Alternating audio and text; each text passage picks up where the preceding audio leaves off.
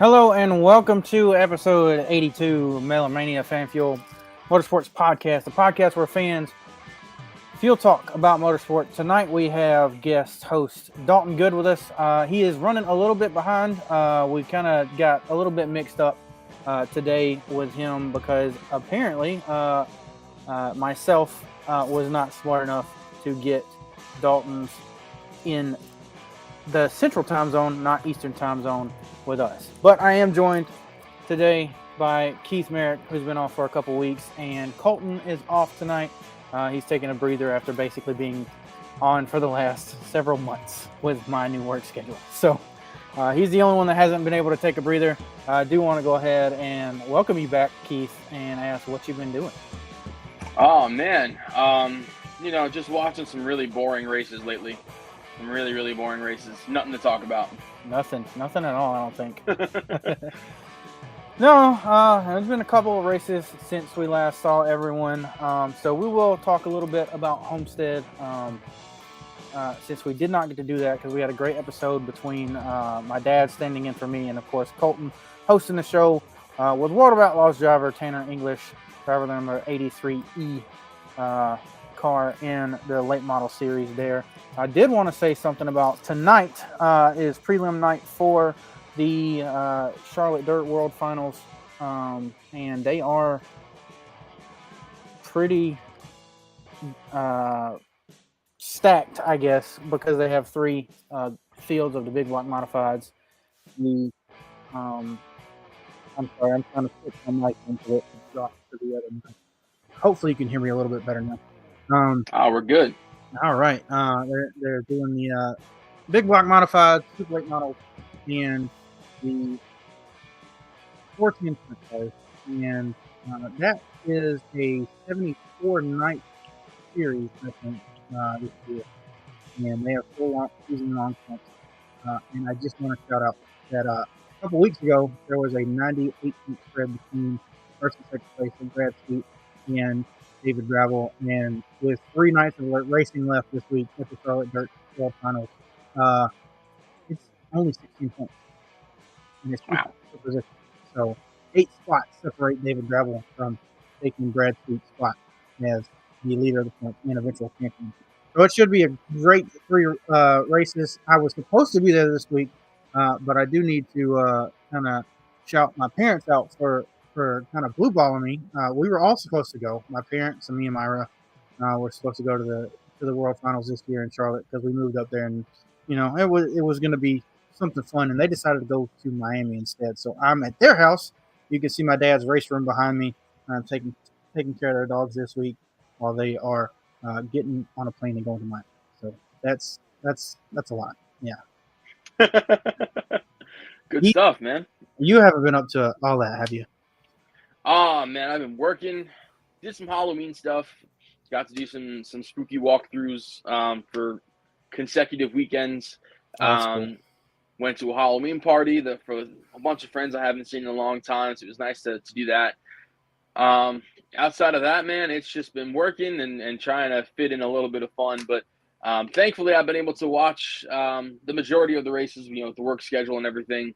Trying to fit it all in is it's a fun task to try to do. But, I was able to watch all 3 races for the most part of the final round heading into the championship round this weekend. Vegas was a solid race. Homestead was a bunch of fun, and then Martinsville was Martinsville. So it's been a pretty tame few weeks, but nonetheless, I've gotten some decent paychecks out of it, so I can't really say I'm all that upset about it.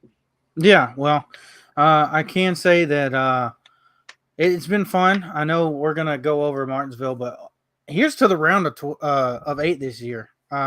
3 very good tracks. Very happy about it. I hope it stays something similar like that.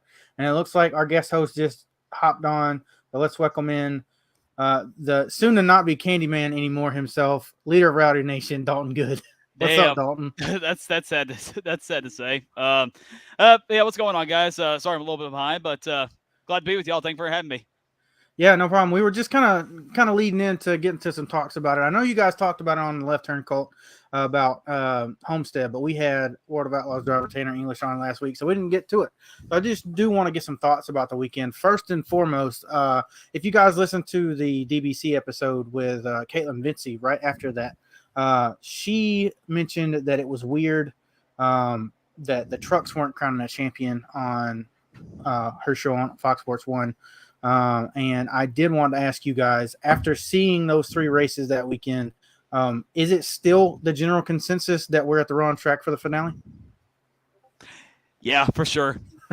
I either fix the short track package or the flat track package, or go back to Homestead. See, when we went to Phoenix in 2020, I was happy about it because, in my honest opinion, I thought the Phoenix Fall race was one of the most underrated races of the year. It put on some good races, like I want to say 2016, 2014, 2017, 2018.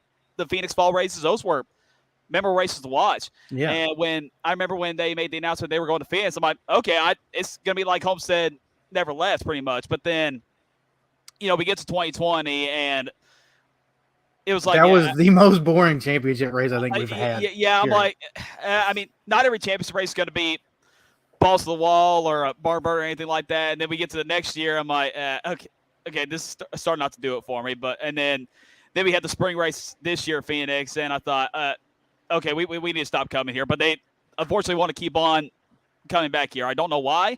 I feel like there are better tracks that we can do for the championship race. Las Vegas, might I add. Yes. I would die for a Las Vegas championship race, dude. Yeah, I don't know. You can't really have that, though, because the SMI. I know that we would all love that because it's a long, worn-out surface, but that's the biggest thing. I don't know. Keith, what do you think about the Homestead playoff situation for not being in the championship? Well, I understand it to a degree because I know they made a really big renovation with Phoenix. They flipped the track around, and they made it very much fan-friendly. They have the fan zone in the middle. When they flipped the grandstands, the sun is no longer on the fans anymore. So it makes it a lot more enjoyable for a fan to be there. So really it comes down to the fact that they renovated the racetrack, and now they want to try to do whatever they can to try to, fulfill whatever they're trying to get out of it. Which is, it's a great business idea, but when you look at it now, we've done 2 championship races there. 2020 was meh. 2021, the championship was decided on a pit stop. It's not like you have many options to roll around. Right. Homestead, I mean, shit, dude, you had Kyle Larson running the wall. You had AJ Allmendinger running at the bottom of the line. So there were so many different lines around the racetrack that you can run. And sure, you had Kyle Larson dominate the race. But at the end of the day, if you panned around for just a second, you'll see battles on every part of the racetrack. High, low, middle, anything. And not to say that that's not the same thing with Phoenix, but it's different. And not to mention, just Phoenix doesn't have that championship vibe. For whatever reason, Miami, like when they rolled into Miami and I saw the cars on the track, it felt like championship weekend. We're heading into the fall, like into November, and we're racing at Homestead. It feels like we're crowning a champion today. Right. So yeah, it was a bummer. And I do want to put this in too. Like, let's be real. Larson dominated almost every championship race in Miami, whether he was in the playoffs or not. Right. And we can put on tinfoil hats or not with that, but something I know that there was some stuff said about attendance, and they took out the turn 1 seats and all this other stuff about Homestead.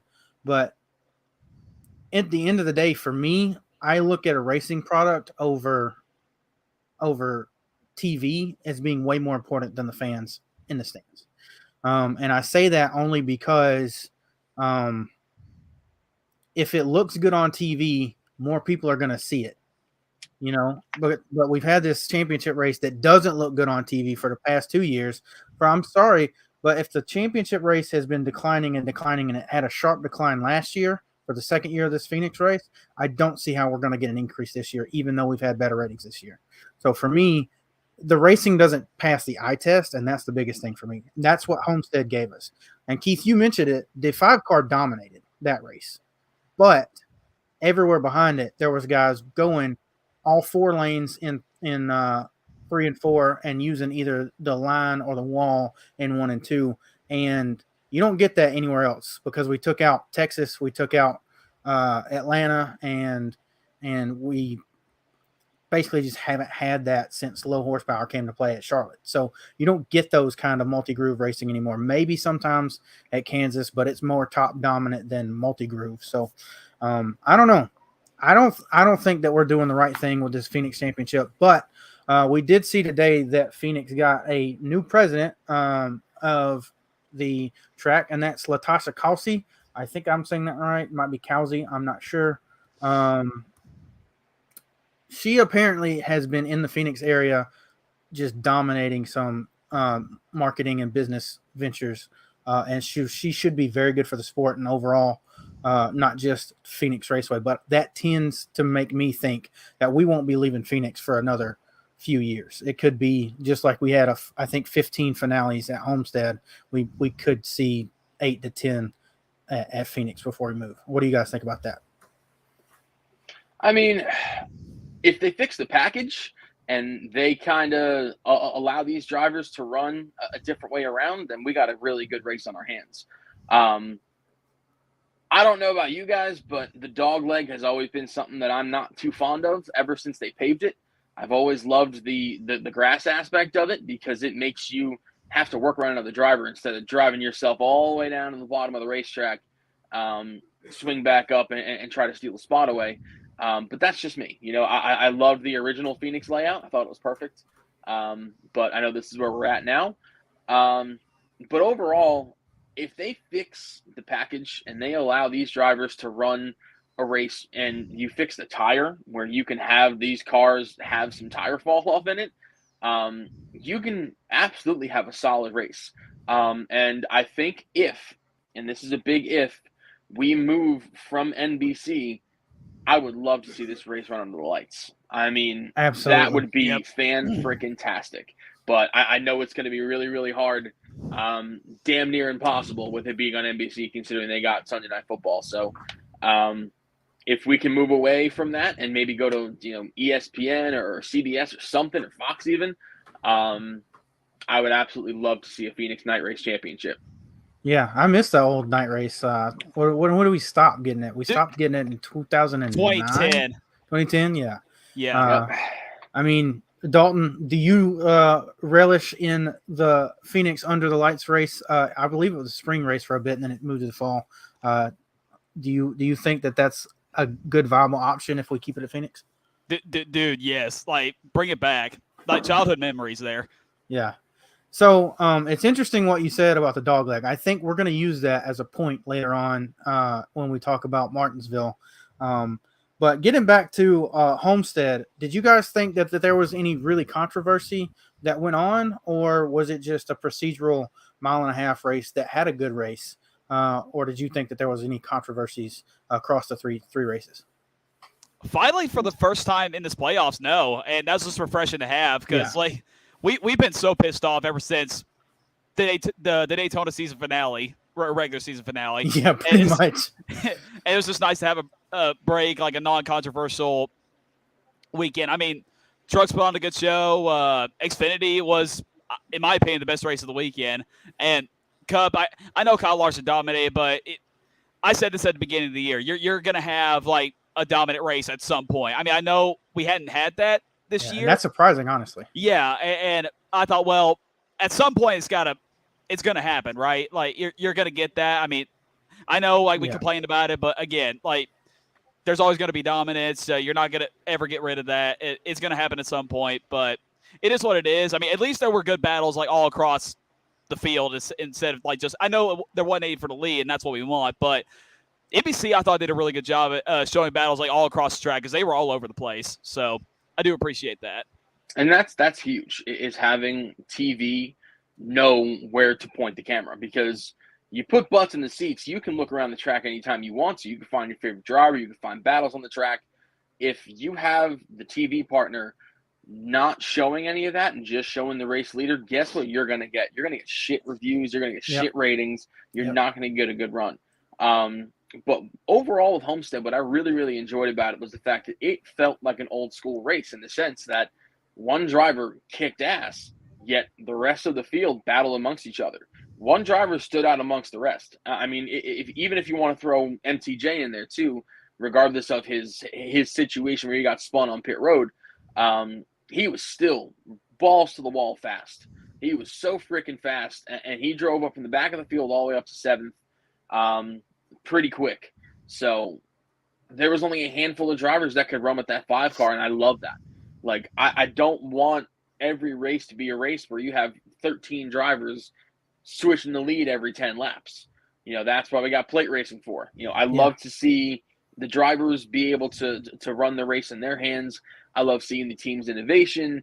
I love seeing just a race that's as pure as that. If you took away stages for that particular race, that would have been the best race in the last 5 years. That was actually my next question to you guys. So Keith has already answered that. So Dalton, we got breaking news. Keith, get ready to be happy. This just came in. Breaking news: Jimmie Johnson is finalizing a deal to obtain an ownership stake within Petty GMS organization starting in 2023. Sources close to Johnson and Petty GMS have told The Athletic that Johnson will also drive and select races for the team. An announcement is expected this week per Jordan Bianchi. That just came out of fucking left field. Yes. Holy shit. Just like the Reddit 2311 news. Holy shit. Wow. I guess I have to get myself an Eric Jones shirt now. Yes. Yeah. Oh, my Lord. Damn. Oh, shit. And Noah Gragson's going to be over there? Like, that's going to be a great fucking team. It's going to be great. Man. They ought to change the name from Petty GMS to just 7-Time Motorsports. Fuck. There you go. That would be amazing. Everybody is going crazy in the chat. Keith is off to get hard right now. Yeah, Keith's got to go be beside himself. I don't blame him. That is incredible. Holy shit. So next year, Jimmie Johnson is going to be driving for Richard Petty in select races. Yes. And he's going to have ownership in the team. That is wild. Holy fuck. I thought he was done. Remember that? I thought he was too. I thought he was just going to go do like Le Mans or, a couple of those other things. I thought he was like done for racing for good. Like he was just going to go spend time with family. We thought. I had to change the shirt. Oh my gosh. Change the shirt. Let's go. All right. So let's just take a little bit of time to relish in this. And let's give us your raw hard thoughts about this, because this is your boy. Jimmie Johnson said to Jeff Gordon and Rick Hendrick he would never, ever be a part of an ownership group. I don't know what would have led to this. And I know that Petty's had their issues in terms of funding. I know that they tried really, really hard to have Bubba Wallace kind of pair up. And I know that there was talks about Jimmy going to Trackhouse for the Coke 600 for next season, but for the fact that he's going to be running for Petty GMS next year as a part-time team owner is something that I was not anticipating. And I think the coolest thing about it all is the fact that now you have 3 of the most iconic drivers of the 2000s, being Tony Stewart, Jeff Gordon, and now Jimmie Johnson, owning or having some kind of stake in a Cup Series team. And I think if you toss Dale Jr. in the mix in a couple of years, you're going to have these drivers that came up that we grew up watching owning these race teams. And I think that's fucking insane. I think it's really, really cool. I know that Jimmy didn't want to be done with racing. He had talked about he's got a whole bunch of different races that he really wanted to have on his list. He really wanted Le Mans. He really wanted to go back to NASCAR, run this next-gen car. I know he still wanted to do some IMSA stuff. He still wanted to run another Indy 500, which is probably going to end up being the double now this year. And it's probably what he's going to go for is the double for sure. For me, he had so much shit that he wanted to do. Yeah. For me, I think, what is it, 2020 or 2021? I can't remember. I went to the Rolex 24 and I was like, this is the last time that I'm going to see Jimmie Johnson race, because I don't plan on going to any more of these IMSA races. I don't know that I'll ever be able to do Petite when he's there or Sebring or whatever. And now we're going to get to see him race in NASCAR again. Like, that's crazy. I do want to answer a question from Drew. He said, can we believe that JJ or it's in Chevy, right? Yeah. And he said, can we believe that JJ didn't get in with Hendrick? I want to pass that to Dalton. can you believe that this is not a Hendrick Motorsports involvement with what Keith said about Jimmy not wanting to go into an ownership role unless it was with Hendrick Motorsports? I mean, what do you think about that? That was completely out of nowhere. Again, like the Tyler Reddick 2311 news that we just saw. I thought Jimmy Johnson was going to be like a loyal Hendrick employee in some way, like kind of like Jeff Gordon is. I honestly thought he would take maybe ownership stake in Hendrick Motorsports in the future, like with Jeff Gordon. I don't know how to react to this. Like, this is just, it's weird news, but like that's big. Him wanting to be with Richard Petty of all race teams. So I mean, good for him. I mean, I'm glad he's coming back for a couple of races. I'm sure the fans are happy about that, and I guess another reason to look forward to 2023. Well, I think also on the flip side of this, if anything, this is almost as beneficial to Hendrick Motorsports, if not. What driver is directly affiliated with Hendrick Motorsports right now that's going to Petty GMS? Noah Gragson. Exactly. This could absolutely be a feeder team. If Noah Gragson finds his way into another Chevrolet team or up with Hendrick Motorsports, and if we find ourselves having, Petty GMS expand to a 3-car team, you could have, a Josh Berry jump up into, a Petty GMS car, right, or a Sam Mayer, or now with KBM moving their chains and going up into the Chevrolet ranks, which is probably going to end up being announced on the 4th. I know I saw that. The odds are, I've heard, from DBC on the last time I listened to it on Monday, they said that Nick Sanchez is going to a Chevrolet team that just swapped over to Chevrolet. Didn't say who, but you can kind of connect the dots as to who's going to be going to KBM next season. This is huge for Chevrolet. Huge. They just landed Kyle Busch. They just landed Jimmy fucking Johnson again. Their Chevrolet's making moves this year, dude. Chevrolet is finally finding their way back to the top of the totem pole. Not saying they never left, but Toyota really made a hell of an effort, and Chevrolet is just like, listen, man, we own this shit. So I wouldn't try to fuck with it. Let me ask you this. Sorry, this is a stupid question. I don't pay attention to this. Petty is RCR engines, right? Yeah, I think they're ECR engines. Yes. Does this mean that maybe they're going to be Hendrick engines starting next year? That could be a big move for Petty, yeah. For them to be like a satellite team. That would be a huge move for Petty. It's starting to sound like that maybe that's what's going to happen too. So, okay. So, Keith, you mentioned it. There's a lot of big moves for Chevy. Basically, we saw Chevy come in, win a bunch of manufacturers' titles, a bunch of drivers' titles, and Toyota comes in, pumps in a ass load of money, has the drivers coming in. They're losing drivers left and right because they've got too much talent coming up, whatever. And then we see them acquire Bubba. We see them acquire Tyler now. And then we see, the whole 2311 unwrap. They've got a couple wins now, 3 wins, I believe. Chevy was not someone that we looked at as an understatement the last couple of years. Chevy feels like it could have been a back burner, but they do have the last 2 championships at Hendrick Motorsports with the 5 and the 9. But it's like they just said checkmate, motherfuckers. Like, I mean, like, that was such a. What is Ford gonna do? Because Toyota's already got themselves. They've already put themselves in a bind. The only thing that they've got going for them is Martin Truex Jr. and 2311. Like, well, Christopher Brill, but we'll get to that later. I mean, right now Ford has a really good program, and they're just finally figuring their footing. You got Team Penske. I know that Ryan Blaney hasn't won a race this season, but he has been one of the most consistent drivers all season long. Roush Fenway Keselowski Racing, they have really started to find something out of something. Brad Keselowski, ever since the Southern 500, he's acquired a handful of top 10 finishes. Chris Buescher winning himself a Bristol night race, and him being a strong factor at several different racetracks across plate tracks, mile and a halves, road courses, short tracks, you name it. The dude has been at the front of the field in a lot of different situations. Joey Logano being one of the best competitors, regardless of how you feel about it, Dalton. Joey Logano is one of the sport's best talents right now. And him getting into the Final Four is not even a little bit of a surprise to me. And Austin Cindric as well. He is an Xfinity Series champion, a Daytona 500 champion. He's got so much talent. And once he kind of figures his footing in this Cup Series, he is going to be just as dangerous as the next Ford driver. So Ford, I think, is in a really good spot, just kind of laying low and doing what they got to do. I think the only issue that they have right now is their talent pool. The only main driver they have right now is Zane Smith. That's pretty much it.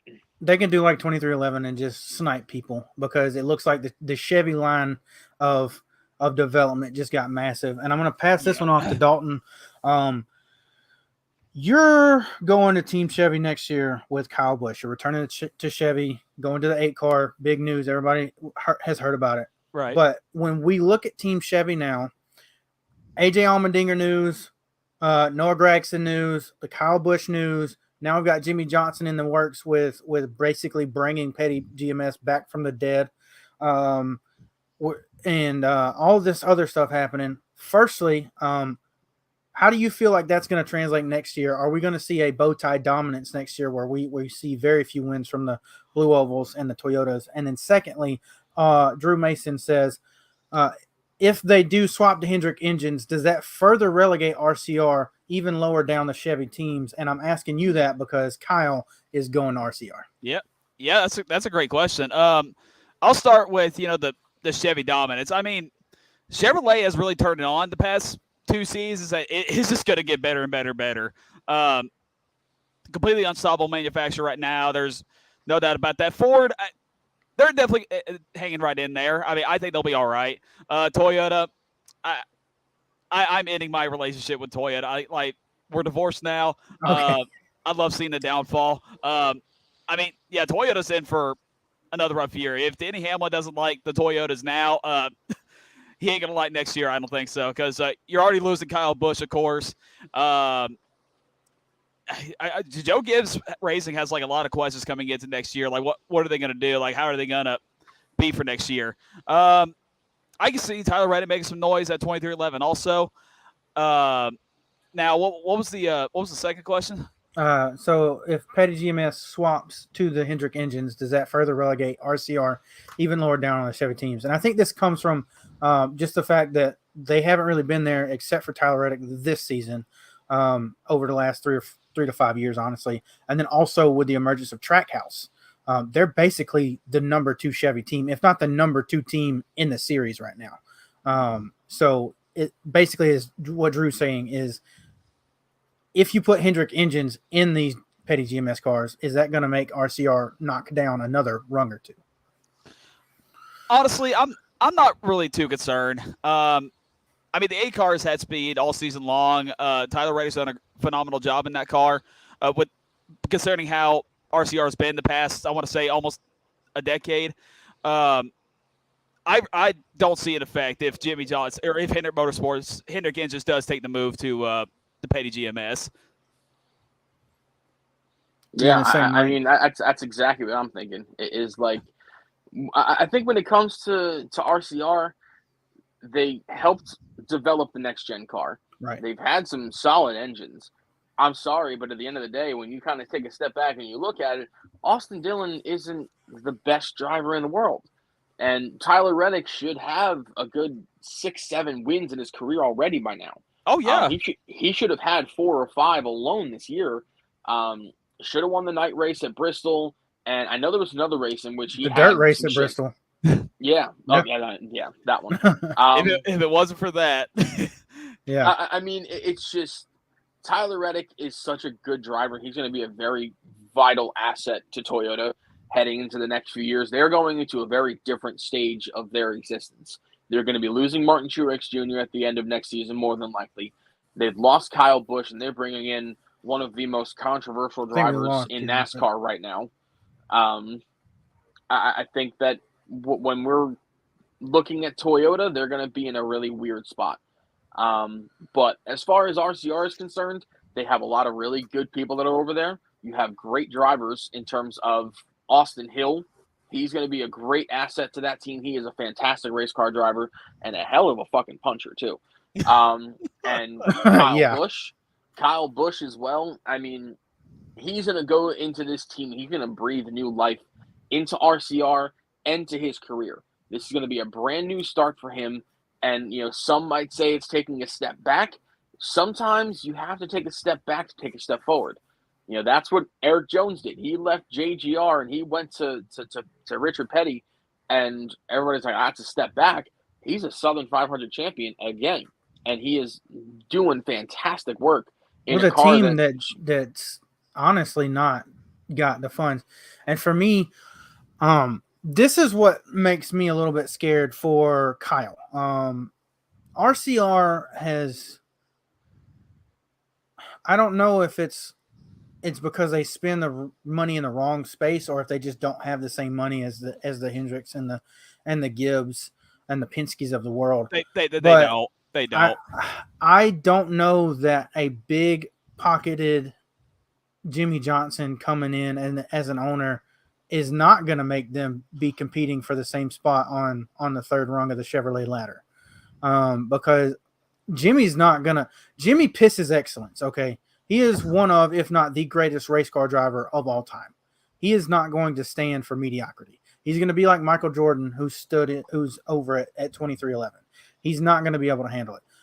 Yeah, it's 2 seasons in, and we see 2311's probably a little bit under where we were, but I think that has to do with Kurt Busch.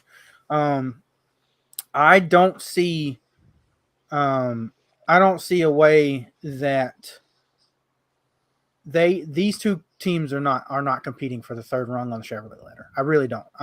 I think they could be equals just starting straight off the bat, just because the money is coming in from Jimmy Johnson. Because I mean, he's got plenty to waste. He was the second highest paid NASCAR driver in history. Like, come on. Secondly, I want to talk about this kind of as an open topic for all of you. Looking at the Cup Series next year, I guess specifically more in the light of Chevrolet, with the added money coming to Petty GMS, with the added talent and the added upscale of the Chevy feeder system with KBM, we're looking at Kyle Busch. We're looking at let me restart that. Kyle Busch, Noah Gragson, Eric Jones, all 4 of the Hendrick cars. And then you've got guys that are proven winners now of Bubba Wallace and Tyler Reddick. And then you've got, of course, all the Penske guys and all the other guys. And Kevin Harvick, and maybe we see something else. Well, Chase Briscoe from SHR. We've got a solid 20 to 24 drivers that are going to be winning drivers next year. We saw a lot this year, but I think these are guys that we can go into next season thinking that, okay, we can have 22, 24 guys that are repeat winners, but we only have 36 races. What happened? When did we get to this point? Is it just the next gen car, or are we just in a lucky time where we have all this talent? It's definitely the car. Absolutely. It's not even a question.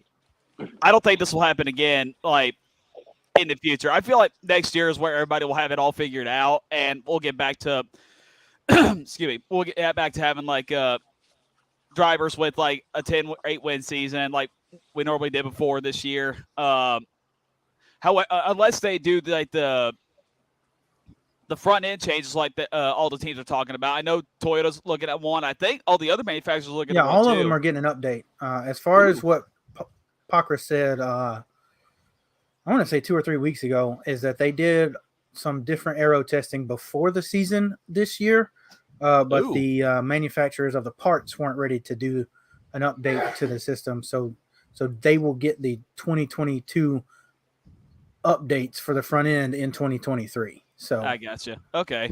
That coming to all manufacturers because the Fords had a little bit less downforce or something.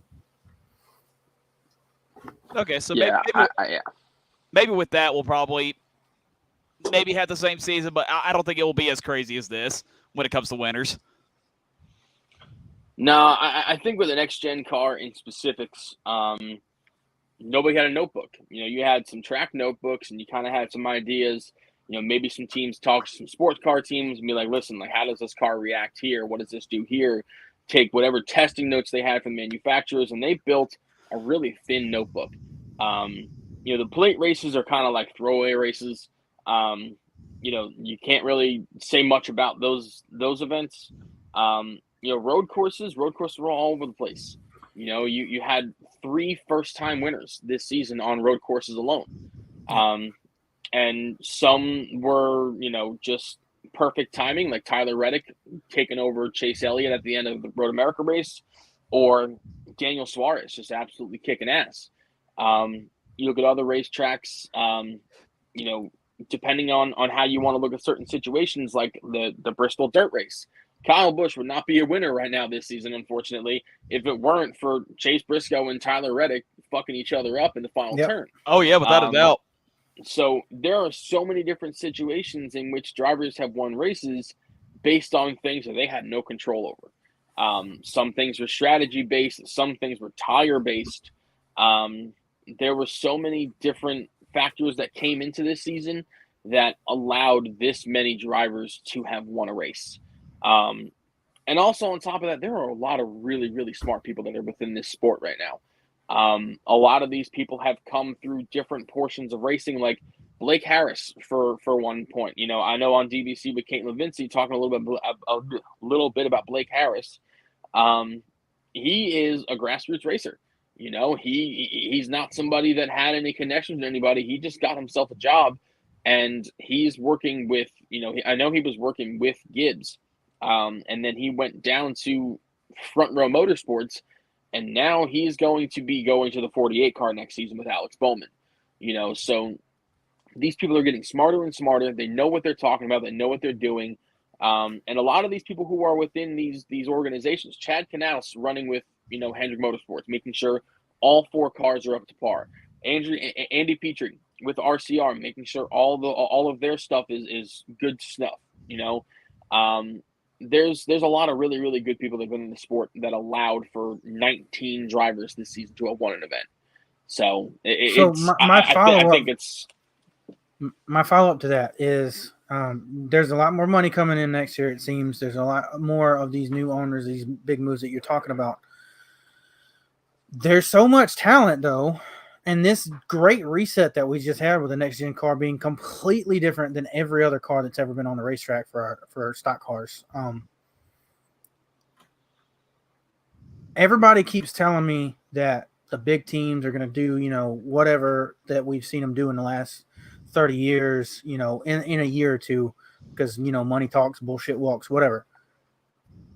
If I look at the driving talent and then knowing what's happening behind the scenes, like everything that you just happened or said has happened, I don't know that I see these big dominant seasons from drivers for the next 5 to 10 years.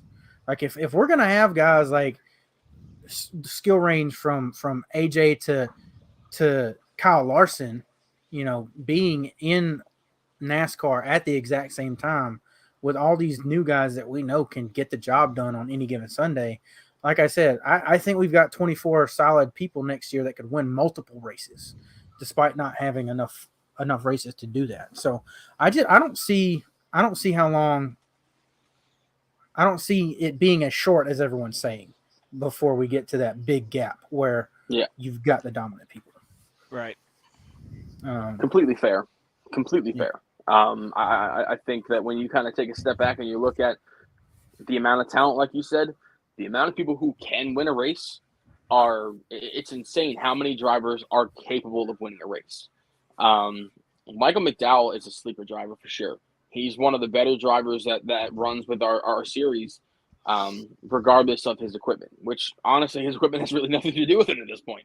Right. Like he's been running at the front of the field in several different events over the course of the season.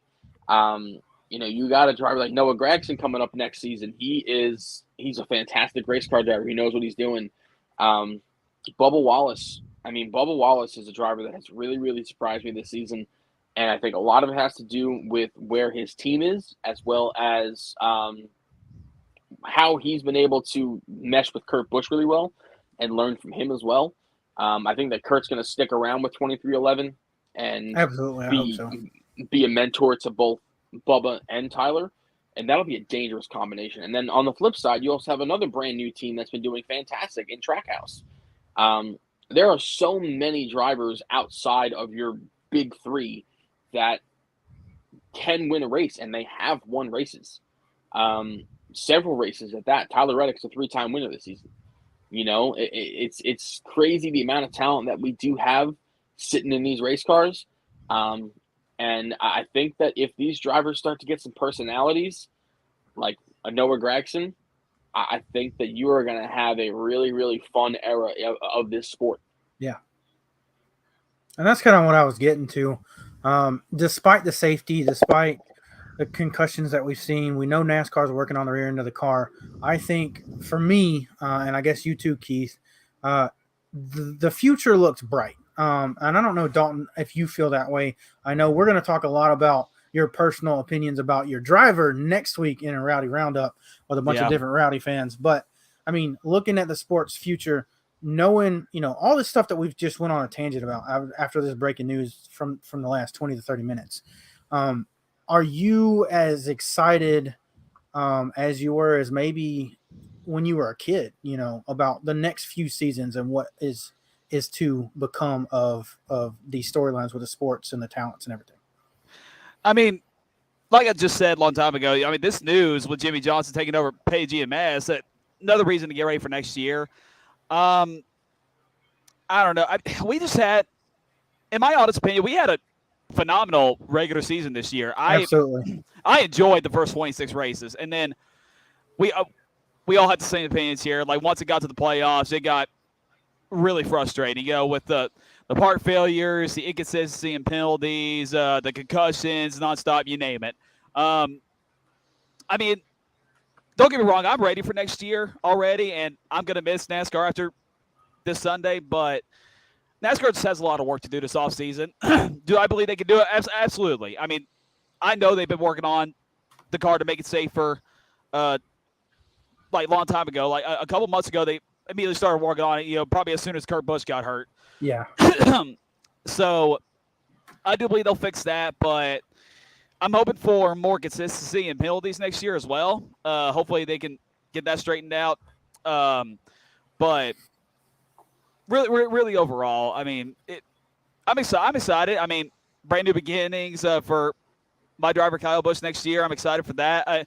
And I want to go back to a point Keith made, a little while ago, how it was called, like, how going to RCR was like a step back. I'll be honest with you, I was not in favor of Kyle going to RCR at first. Like, when they reported, like, all the teams that Kyle could have gone to and RCR was the option, I said, I'll take anybody but RCR. Right. Like, I did not want Kyle to go to RCR because I just feel like, in my personal opinion, ever since Harvick left there, that RCR hasn't been the best team. And when Kyle said when they said it was sound like Kyle was going to go to RCR, I'm like, I guess it's a step back. But then once they had the press conference and Rich Childress, comparing him to Dale Earnhardt Sr., I'm like, you know what? Maybe we found the right owner. And maybe I didn't think about Tyler Reddick and what he's done in that 8 car this year. So then I was like, okay, never mind. I think we made the right decision. And of course, with the playoffs Kyle's been having this year too, I'm more than ready for him to get in that 8 car now too. But yeah, future's definitely looking bright, but still a lot of work to do. Yeah. And we still got a championship race this weekend. That's not really something that I think anybody's going to focus on because of what we said about Phoenix earlier in the show. But we did have a half-mile paperclip. I don't know if you want to call it a shit show or not, but we had a couple of races that were just chaotic. I want to talk about the first 99% of both of the races that we saw. But before that, I want to talk about the truck race. Where? Why?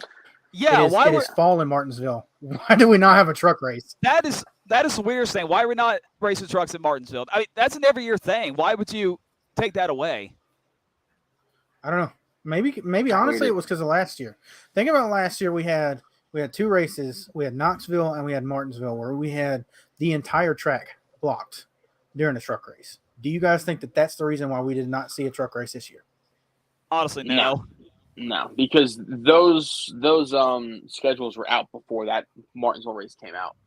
Okay, yeah. Well, so Keith I don't think that I don't think that was the reason. But at the same time, I can't think of any good reason why you would take away one of the most bonkers ass races, regardless of if it was a shit show or not. Listen, I don't have to watch the damn race, but there are people who are going to be flipping through channels that are just like, "What the fuck is going on?" They're gonna be on. They're gonna be on their Fox Sports app, being like, "Oh, cool, let's watch this truck race. Oh, and this man's in the fence. Cool, fucking watch it, enjoy, have fun. I've watched this before. I've seen this song and dance, and I'm not a fan of it. But if you like it, go for it. I'm not the one that's in the race truck. I'm not the one that's paying the bill. I'm just the one that gets to sit on Twitter and be like, "Wow, that race was trash." So, I mean, Martinsville in the Truck Series has been a staple for a very, very long time, and to not have two races there feels really, really weird. Because that is one of the very, very few racetracks that they get two dates. Yeah, absolutely. Yeah. I don't really have much to add to that. I mean, trucks at Martinsville, those two just go together. You think of really iconic moments, whether or not they're in the spring or fall, it doesn't matter. We need to have as many paperclip trucks as we can. Talking about the Silver Spoon kids, both Dillon brothers versus Kevin Harvick. And the two wins from Bubba Wallace, one of them being in the Wendell Scott throwback. Like that race is iconic. Whether or not that it turns into a shit show because of the state of the current Truck Series is beside the point. And I realized that Xfinity bought the rights to the Cup race. I realized that Xfinity brought the Xfinity Series back to Martinsville after a 15 to 18 year absence last year. 15. And people loved it because it's Martinsville, but we've got enough to go around. I mean, imagine being able to go there Thursday, Friday, Saturday, Sunday, see the mods, trucks, Xfinity, and Cup. Like, for me, that sounds like the Dream Speed Week ticket. I mean, it's a great fucking run of races right there, man. Like, the mods, you can never go wrong with mods.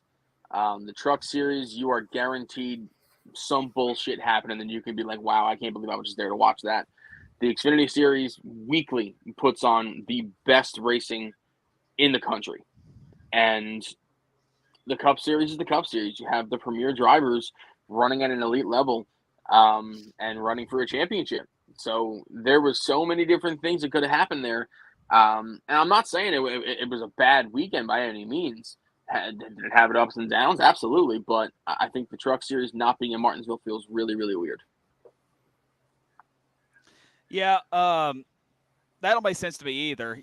Like you said, you got the best series in Martinsville. Why are you not including trucks in there? I mean, you're guaranteed going to get some special out of there too. And at Xfinity, I don't understand why Xfinity was never there for that long. Like, what, 15 years you said? Or yeah, so I think what happened is the Busch Grand National Series was there, and then in 95, when the trucks came to life, they took both those dates because the Craftsman Super Truck Series was supposed to basically be nothing but short tracks. So they did 20-something races on short tracks all across the country. And I think that's just when we accepted that the second-tier series wasn't going to be in there anymore. So until last year, Xfinity had no races there. There was one in 2006. That was the only event, and that was won by the champion, Kevin Harvick. Outside of that, they hadn't raced at Martinsville in a very, very, very long time. And it's a breath of fresh air to see that series at Martinsville. Yeah, it works. Anything works in Martinsville. Oh, yeah. But besides the truck race not happening, we did have two races. Let's talk about the racing, because I think if we talk about the last lap for either of these, we're going to probably spend 20 to 30 minutes on the last lap of both these races. So let's talk about Saturday's race just in general. What were your thoughts up until the white flag comes out? Dalton? All right, so quick disclaimer, I did not watch the Xfinity race. I was in Neyland Stadium watching my Vols beat the Wildcats' ass. But I did watch I did watch the replay, though, of the finish. So I will just get my thoughts right here. Well, just tell us about what you were doing in Neyland then. Well, I just said I was watching my number 1 Tennessee Vols beat Kentucky Wildcat ass. All right. Yeah, but I bet you had a lot of fun. It's a pretty good season for them. Dude, I'm enjoying everybody.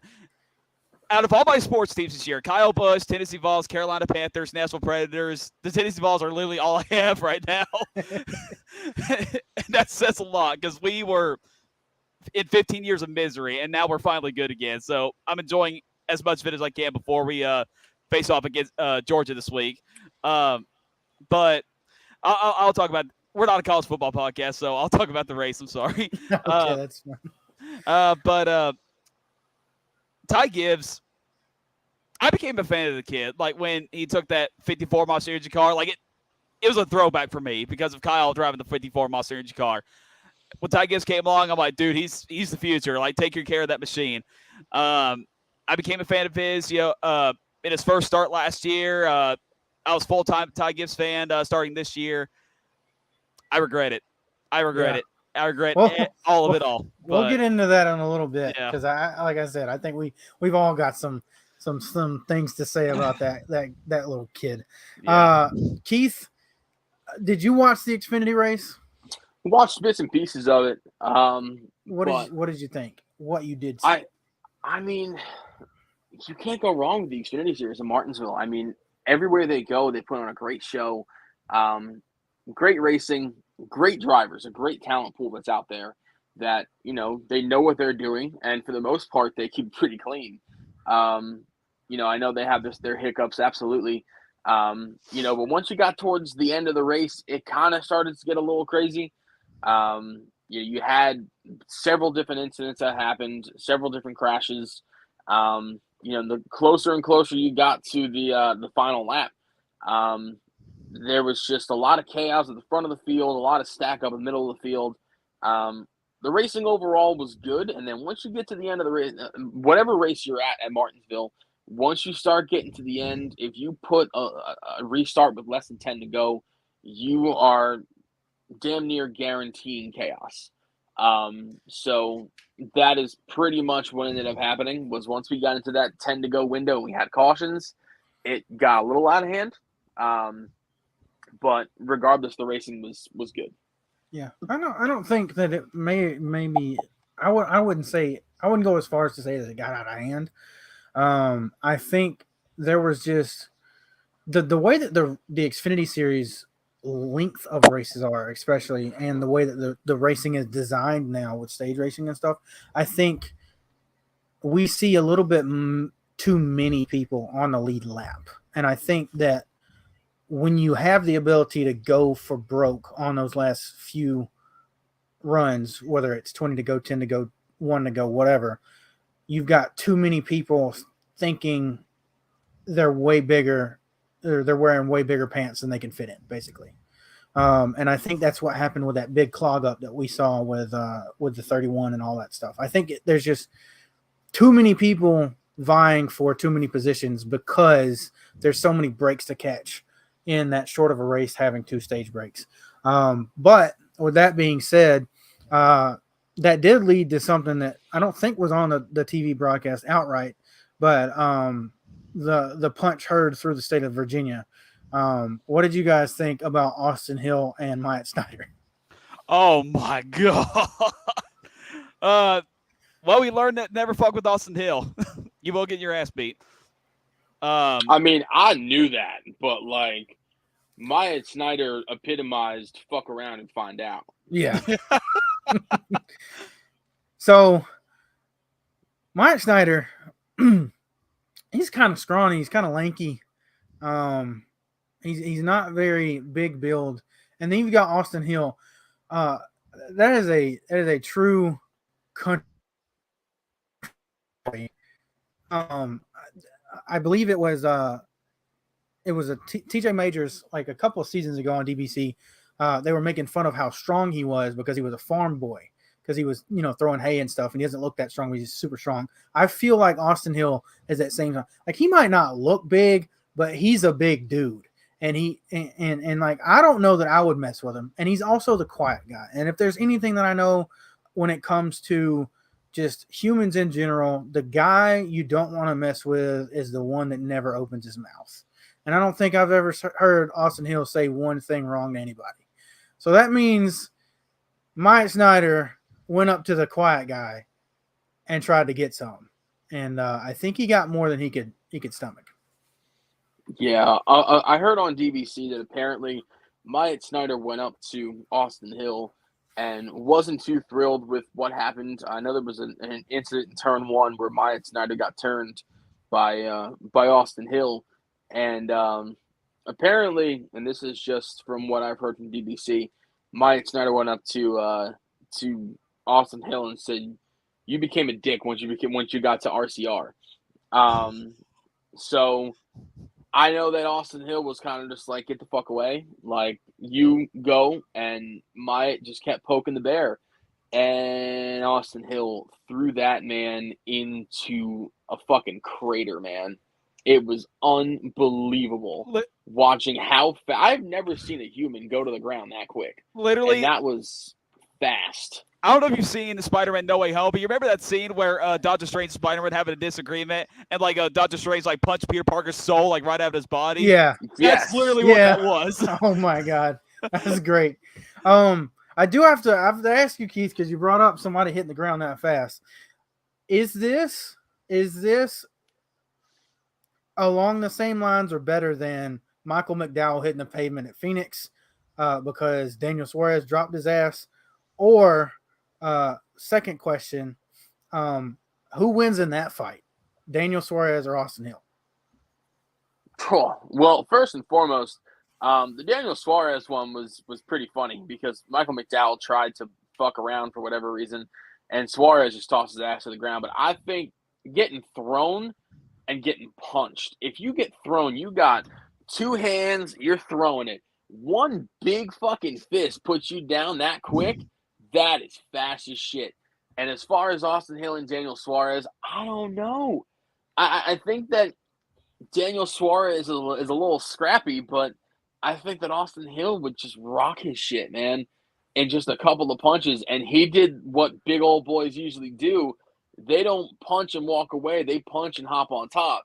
Yeah. They want to make sure that there is no way you're getting back up, and that fight's extinguished. So I think that Austin Hill ultimately will find his way overpowering Daniel Suarez. Austin Hill wins every fight with every NASCAR driver. Yeah, I don't know. What about him and Newman? Oh, I'd pay pay-per-view to see that shit. Oh man, I swear. Because you can't. Newman's okay, so rough. when you rock somebody, it's because they do like this. You can't do that if the dude's got no neck. That man's all muscle. That thing wouldn't move. Yeah. Oh, that was a good one. Drew says Mike fucking Harmon. I don't know, man. An immovable object meets an unstoppable force. That's I don't know. Mike Harmon, he's thick. He's one of them big boys. Thick boy Harmon. Anyway, he'll probably just absorb the punch like fucking Kirby. Anyways, couple of dust ups on Saturday. And that was one of them. Another one was for the points battle to get into the Final Four. And that was the 7 and the 16 between Justin Allgaier and AJ Allmendinger. I want to kind of ask you guys, did you see anything wrong with their racing? Because personally for me, I thought that was as tough and hard as you could get without stepping over the line. Yeah, absolutely. When it came to the 7 and the 16 battling with each other, when you're going to take a point situation like this and you're going to put them at a track as tight as Martinsville, you are going to have some rubbing. You're going to have some pushing. You're going to have some shoving. That's just what's going to end up happening. There's no way that you're going to be able to prevent that. The only way you can prevent that is if you put bumpers all around these race cars and you make sure nobody touches each other. But at the end of the day, you're fighting for a championship. You know, who wants it more? Justin Allgaier has been in this series as a full-time driver since, 2016? You know, this is his 7th full-time season racing with Junior Motorsports.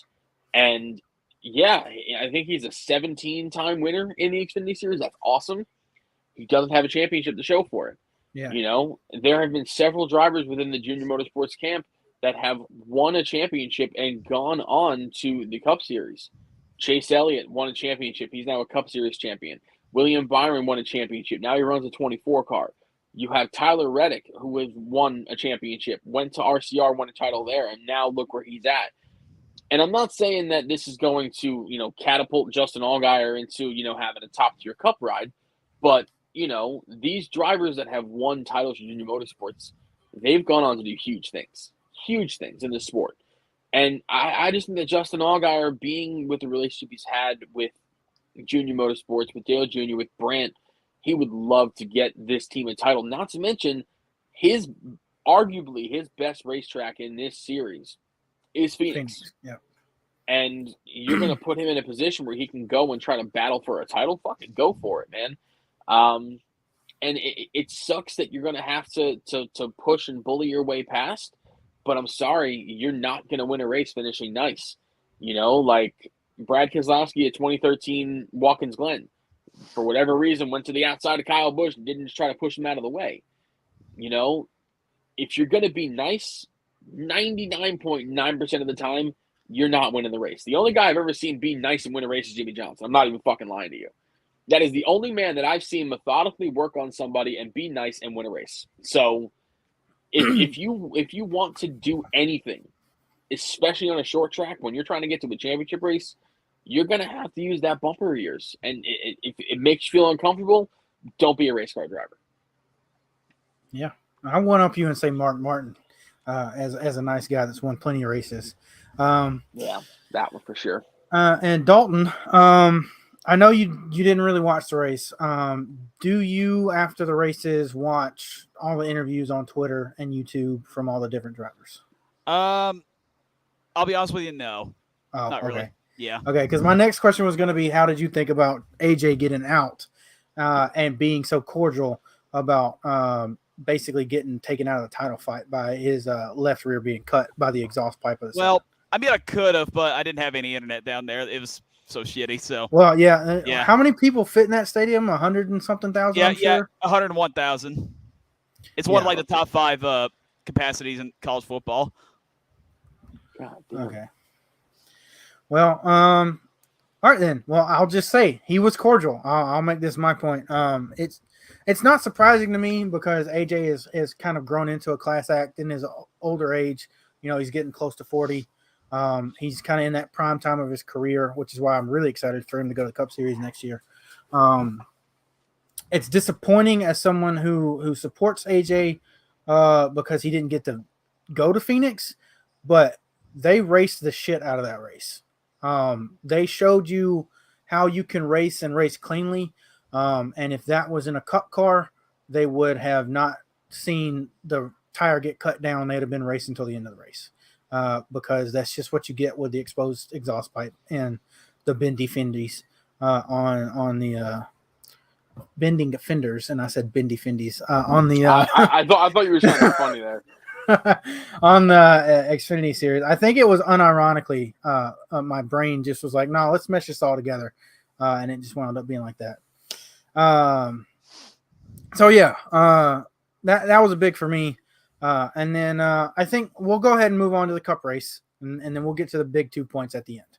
So I'm not going to say much about the Cup race because I did not see anything but the last stage. So I'm going to let you guys kind of take care of stages 1 and 2. Was there anything to talk about in stage 1 and 2? Dalton? I guess Kyle Busch's miserable first stage, I guess. Yeah, that was wowzers rough. I mean, first 2 stages were pretty self-explanatory. Driver that got out to the front of the field kind of just paced the field for the rest of the time being. And that first stage was a lot of Kyle Larson. Chase Elliott was kind of right there in the fold. Only a handful of drivers could really make anything work, and that was honestly the JGR drivers, ironically enough, being Denny Hamlin and Christopher Bell. Denny Hamlin went up, stole the lead from Chase Elliott late in stage number 1 and went on to win that stage. and Denny was just massively quick in stage 2, just drove away from the field and put a lot of them down a lap. I think it was 12 drivers were down a lap. I'm sorry, no, there was 12 drivers on the lead lap. So there was not a lot of wiggle room for anybody that was in Denny Hamlin's path. Not a lot of passing. It was very, shifting, no tire fall off of the first 70 laps of a run. Once the tires fell off, that's when drivers started to come and go. And that's when it really started to get interesting. But Denny Hamlin just had everybody on a fucking clinic, man. He was so quick. And, if it weren't for him winning those 2 stages, he had himself a really good opportunity to just point his way in, clearly.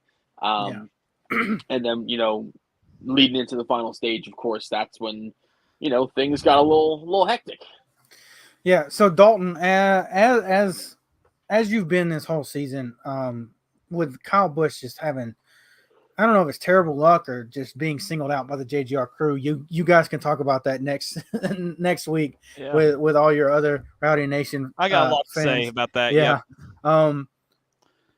When you're watching this race in the first couple of stages, are you thinking that it's going to be just another Spring Martinsville, one of the most boring races you've ever seen, or did you think that we would get some chaos going into the third stage? I honestly thought right off the bat it was already better than the spring race. I know it took a little bit for the shit. I knew it it took a little bit for the tires to fall off. Did Goodyear actually bring a new tire this weekend compared to the spring race? They did. Yeah. Yes. Well, there you go. I guess that solved their problems with the spring race. That and probably the weather too. I thought there were still good battles a little bit of the way around. It wasn't a lot of battles like at Homestead, but they're good enough to keep racing somewhat good. It really is the fall race at Martinsville. For some odd reason, that's always the best Martinsville race. The spring is always meh, but then when we get to the fall race, chaos ensues. Yeah. And especially with this being, the last chance to get into the championship 4, somebody's going to do something later in the end. So I knew when we got to stage 3, business would pick up. I was a little bit concerned of what would have happened if it stayed green, what it would be like. I didn't know if we were going to get a caution because we didn't really have much of those to compare to your average Martinsville race. But I thought stages 1 and 2 were all right. But, of course, stage 3 is when you expect something to happen. All right. Yeah. I thought Keith was getting ready to say something because he kind of sat up in his chair. Well, with that being said, let's talk about the last couple of runs of this race. I want to talk about the 2 guys that you've already singled out, Keith, and that's the 11 and then the eventual winner of 20. I'm going to go off on my tangent about the 11. Okay. Here's the thing. Denny Hamlin's best racetracks, Richmond, and Martinsville, and Darlington. And he didn't have anything to show for it most of the season. He should have won 7 to 8 races. We saw the Chris Gabehart interview talking about how they need to step up and you can't be mad at anybody. But to be honest with you, having a championship caliber driver and a championship caliber crew chief and a championship caliber pit crew is something that you have to win a championship. And the pit crew has been shite all year. All year, the pit crew has screwed over Denny Hamlin. Win after win after win, just not coming because he's just getting fucked over on pit road. Whether it's him speeding, I think twice, or if it's a wheel that's loose or a wheel falling off or the jack man or whatever. This man dominated this race. This race should have, could have, and would have been boring as fuck if that last pit stop didn't see the jack man not jack the car up. He did 2 pumps instead of 3. If he'd have done that third pump, Denny Hamlin gets out. He wins the race. Nonchalant. None of this other stuff happens. As a Denny Hamlin fan, and I think this was the year that Denny should have won 7 races and won a championship. And I feel like I've just been completely ripped of all of that. I don't know. Is that how you guys feel? I know you're not Denny Hamlin fans, of course, but is that how you feel as an outsider looking in at Denny Hamlin? well, you know what's even more embarrassing about that? That's Kyle Busch's old pit crew right there. And Kyle's pit crew was phenomenal all season long. The best pit crew in the sport, like unbiased, and statistically too. And they still made the mistake. I know they switched like after the Bristol race, but still, I mean, you got handed like one of the best pit crews in the sport this season, and you still choke it on the final pit stop when it matters the most. I hate that for Denny Hamlin fans, but I hate it for Denny Hamlin. I hate it for his fans. I would hate to lose like that. It sucks because like, look how far they came all year long. They started the season and they were just abysmal. Dog shit. Yeah, I mean, like after coming off of 2 seasons of 2020 where he had, what was it, 6 or 7 wins in 2020? 7, I think. And then 2021, he had one of the most consistent seasons that we've seen ever. And sure, he only had 2 wins, but 2 wins is not something that you could just, say, oh, that sucks. Like that's solid. Two wins is good. And then to come in 2022 and to have such an abysmal start to the year, and they started to turn around. They got their win at Richmond with strategy. They got their win at the Cook 600. And there have been several other situations in which they should have won a race. Pocono. But overall, they had a lot of great opportunities to capitalize on different situations. And it didn't come to fruition, unfortunately. I think we can kind of sit back and look at Darlington. What if he was a little more aggressive with Eric Jones? What if he tried to do some crazy chaotic move into turn 3 on the final lap? And that's just one instance. What about Dover? What if he didn't have that pit road situation? That was his fucking race to win. That dude was a rocket ship that day. Different situations all across the board. Daytona, the season finale or the regular season finale race, he's in the front of the field, and the whole field just wrecks into turn 1. What happens if he goes on and wins that race? There are so many different question marks that go along with it. And then you look at Martinsville. They did everything in their power to just try to erase whatever fuck-ups they had over the course of the year. They went and won stage 1. They went and won stage number 2. They had the track position. They had the car. And to have a pit stop like that was your money stop. Yep. We all remember Chase Elliott's pit stop in the 2020 championship race where his jackman realized he fucked up. He went back up on the wall, reset, and came back down. That won him a title. And that is the kind of heads-up shit you need from your team to win anything. Not even just a race, not a championship. You need to win the race off a fucking pit road. That's what you need. And for whatever reason, it didn't mesh. And Denny battled everything he could have at the end of that event to try his hardest to keep everything in check. And he did until, that. Yeah. And it's a little frustrating because it seems like he had the dominant car all day and everything. And he didn't have to win the race. And even at the end of the race with what happened, a piece of tape at Pocono is the reason that he's not in the championship 4. And that's the biggest I wouldn't say it's the biggest frustration, but I think just that sums up the entire season for Denny Hamlin. And I will say this, a piece of tape is the reason why Chase Elliott is in the Final 4. Because that was 5 points. That is 5 points that flopped for Denny Hamlin and Chase Elliott. Yeah. Chase Elliott only got in by 4 points. And that was it. And if Denny Hamlin found himself in a situation where he could have won that race and Chase Elliott doesn't get those points, Denny Hamlin's in, Chase Elliott's out. So that decision that they made changed a hell of a lot. And it's like they did. I mean, we talked about it in the Pokemon episode, but they didn't even need that. But Dalton brought up something really good about the pit crew being the 18 pit crew all year. It's kind of ironic. It's the opposite look of what happened We saw Bubba Wallace have a terrible pit crew basically up until Atlanta. They swapped 2 or 3 guys from the pit crew with Christopher Bell. And ever since Atlanta, Christopher Bell has had one of the top 5 pit crews and one of the biggest runs I think we've ever seen in the playoffs, honestly. I want to ask you guys, because it seems like no one's focusing on Christopher Bell because of what happened on the last lap. But what do you guys think about these last 9 races for Christopher Bell? I mean, to me, it's just been astonishing.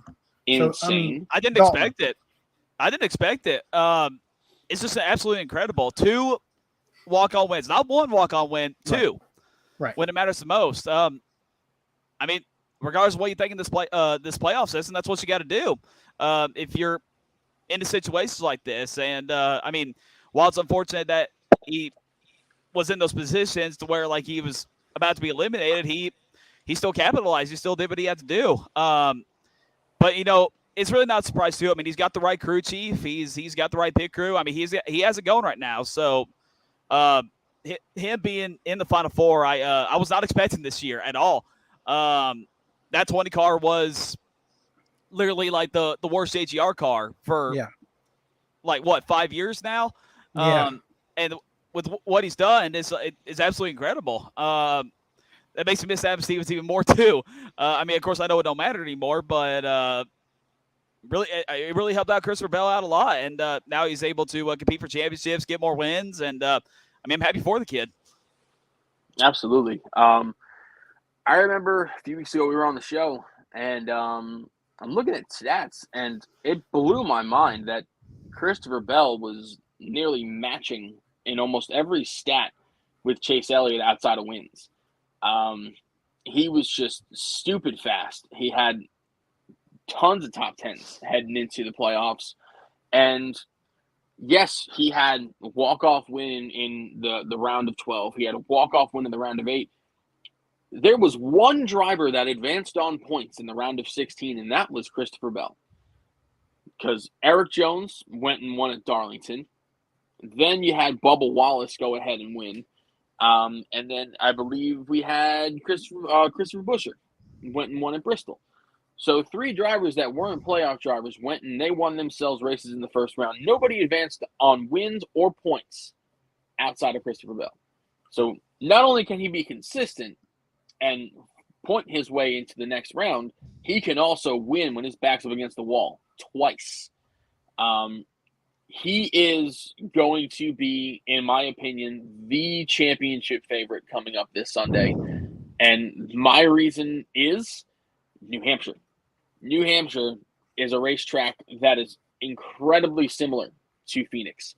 It's flat. You need to have throttle control, and it very much mirrors a lot of the same setups that you end up needing. And Christopher Bell, he has run only a handful of Xfinity Series races outside of his campaign that he ran, for JGR. And he's got 1 win since he went full-time in the Xfinity Series, and that was New Hampshire. So this is going to be a racetrack that is going to suit that 20 car. And given the fact that now twice already this playoff run, they've had their back against the wall, and now you have the ultimate back against the wall situation. I'm sorry, but Christopher Bell has the upper hand, and he is looking mighty fine when it matters the most. Yeah. I don't know about where this came from. I don't know that this was on anybody's radar. Even not just preseason, but even going into the playoffs. But for me, this last 9 races has shown Christopher Bell's just been the best car. It was like Chase Elliott, when he won his championship in 2020, was the best car the last 10 races. Anytime Jimmy Johnson won his chase, he was the best 10 races. To me, Christopher Bell, if he doesn't win the championship this weekend in Phoenix, I'll be surprised. I think, and I think I'm not scared to say this. If he gets it done this weekend, this will be a playoff run akin to 2011 and Tony Stewart. I think that the way that he's run this playoff, been there where it matters, at the points where it matters, been the best car over the last 5 weeks, really. I think that Christopher Bell has managed his playoff better than any other driver since 2011. I mean, overall, I honestly, he would have locked himself a position into the Final Four if it weren't for the situation in Vegas. If Vegas never happens the way that it does, Christopher Bell locks his way in on points, doesn't even need the win in Martinsville. So he's just been that guy all season long. And I'm not even sure what the reason was that he needed to win at the Roval. I forget what put him in that position. But, I mean, he's just been that guy all season long. And the best part about this playoff four that we have right now, the championship four, is the four statistically best drivers of the entire season are going to be duking it out for a championship. And I know that everybody's like, oh, it's a beat system, it sucks. The four best drivers managed to fucking find their way into the Final Four. And that isn't the first time this has happened. This happened, I think, last season as well. The four best drivers found their way running for a championship when it mattered the most. I would put an asterisk. I would put an asterisk and say teams. I don't think that these are the four best drivers. I think these are the four best teams. Christopher Bell is not a better driver this season, in my opinion, than Denny Hamlin. But he executed because Denny Hamlin's team was trash. He stepped up his driving game over what Denny could overcome from his team. I think that when we look at Ross Chastain, he outperformed himself basically. We'll get to the move in a second. I promise you guys. But other than that, I think I don't know. Do you think that what Keith said that these were the best four drivers, Dalton? Yeah, I also agree with the four best teams as well. I mean, these are definitely the best four teams that in the sport. They've been like that for a while now too. I mean, Logano, he's been the best Penske driver for a couple seasons now. There's no doubt about that. Chase Elliott, best Hendrick driver. Arguable with Kyle Larson. Ross Chastain, he's lit Trackhouse Racing on fire this year, and Christopher Bell. I say what you want about Danny too, or you can throw him in there if you want to, but I think Christopher Bell most of the time this season he's been the best JGR car. I remember early in the season where I thought JGR struggled on speed at the start of this year before Denny Hamlin won Richmond. I thought Christopher Bell was the best running JGR car for a majority of the races this year. He would always be the guy in the top five competing for wins, but he, like Drew said, like he had some shit luck in the first couple races this season too. I mean, Kyle was having a consistent year at the start and the first half, but completely fell off a cliff like right when snow weekend hit. Denny Hamlin did not have a strong start to the season either, and Truex has been MIA. So I think the Final Four is like completely right this year. I mean, again, say what you want about the system, but I think this is going to be a rifle champion this year, no matter who gets it. I think we're in for a wonderful championship race this weekend. So I'm looking at Christopher Bell's stats, not to cut you off, but before you get into that, I do want to say Drew Mason called you out because apparently earlier this season when you were on, you said that I don't know if he's referring to you as in and in the third person, like as in Keith wouldn't be ringing his victory bell much this year, or if it's Drew himself. I don't know the context of that. But basically you said that Bell wasn't going to be winning much this year.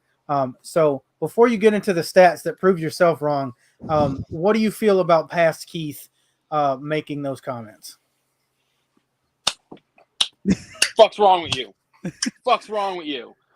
I mean, it's all been there. It's all been there the whole time. And you know what it is? And I think it's really fucked up. I look at the 20 car and I automatically write it off, like almost immediately, because of its past. Just based upon, what happened in the last couple of years with Matt Kenseth, what happened for all of Eric Jones, and what has happened for a good majority of Christopher Bell, I just didn't have it pegged. And looking last couple of weeks and seeing just how good he actually has been, he's been so under the radar good, but it's not even under the radar, which is the most fucked up part about it all, is the fact that at no point was it under the radar. He was and is one of the best drivers this season, and that's just entirely on me for not recognizing the fact that that 20 car is the premier driver at Joe Gibbs Racing right now. 110%. Yeah, well, I mean, we all make mistakes. Yeah, man. Listen, think I love making mistakes and fucking finding out that I'm the asshole, because I'm looking at his stats and I'm just like, damn, man, he is like tit for tat with my favorite driver who has the most wins this season. Like almost everything. He's just been just as good in every category. I mean, he's got 19 top 10s. He's got 12 top 5s. He's got 4 poles, 3 wins, average start of 9.9, and an average finish of 13.9. He has just been outstanding all season long. And, he's been at the front of the field in a lot of different situations. You look at a driver like Chase Elliott, I'm getting ready to go and check his stats out for the season. He has been pretty consistent, but he's got 20 top 10s, which is just one more than Bell. He's got 12 top 5, same thing as Bell. He's got 5 wins, which, put an asterisk next to that. Really, it's only 4. He's got 1 less pole than Bell. He's got a smaller average. He's got a worse average start, 10.8, but he's got a better average finish. Overall, Christopher Bell has been one of the better drivers this season. And I think if it weren't for a couple of misfortunate situations like Las Vegas, you're looking at a driver that could have, over, 20 top 10 finishes and 4 or 5 wins on the season. He's just been that guy, and I love being wrong, because it shows that these drivers, they know what the fuck they're doing. And it's exactly why I'm not a race car driver. It's why I'm not a statistician. And, it's these guys, they have a lot of really good shit that go along with what they're doing. And they have a lot of really good team members. Adam Stevens is one of the best crew chiefs in the garage right now, has been for a very, very long time. So to see that finally meshing together and seeing these drivers that came out of that 2019 Xfinity Series race, remember that Homestead finale with Bell, Reddick, and Custer.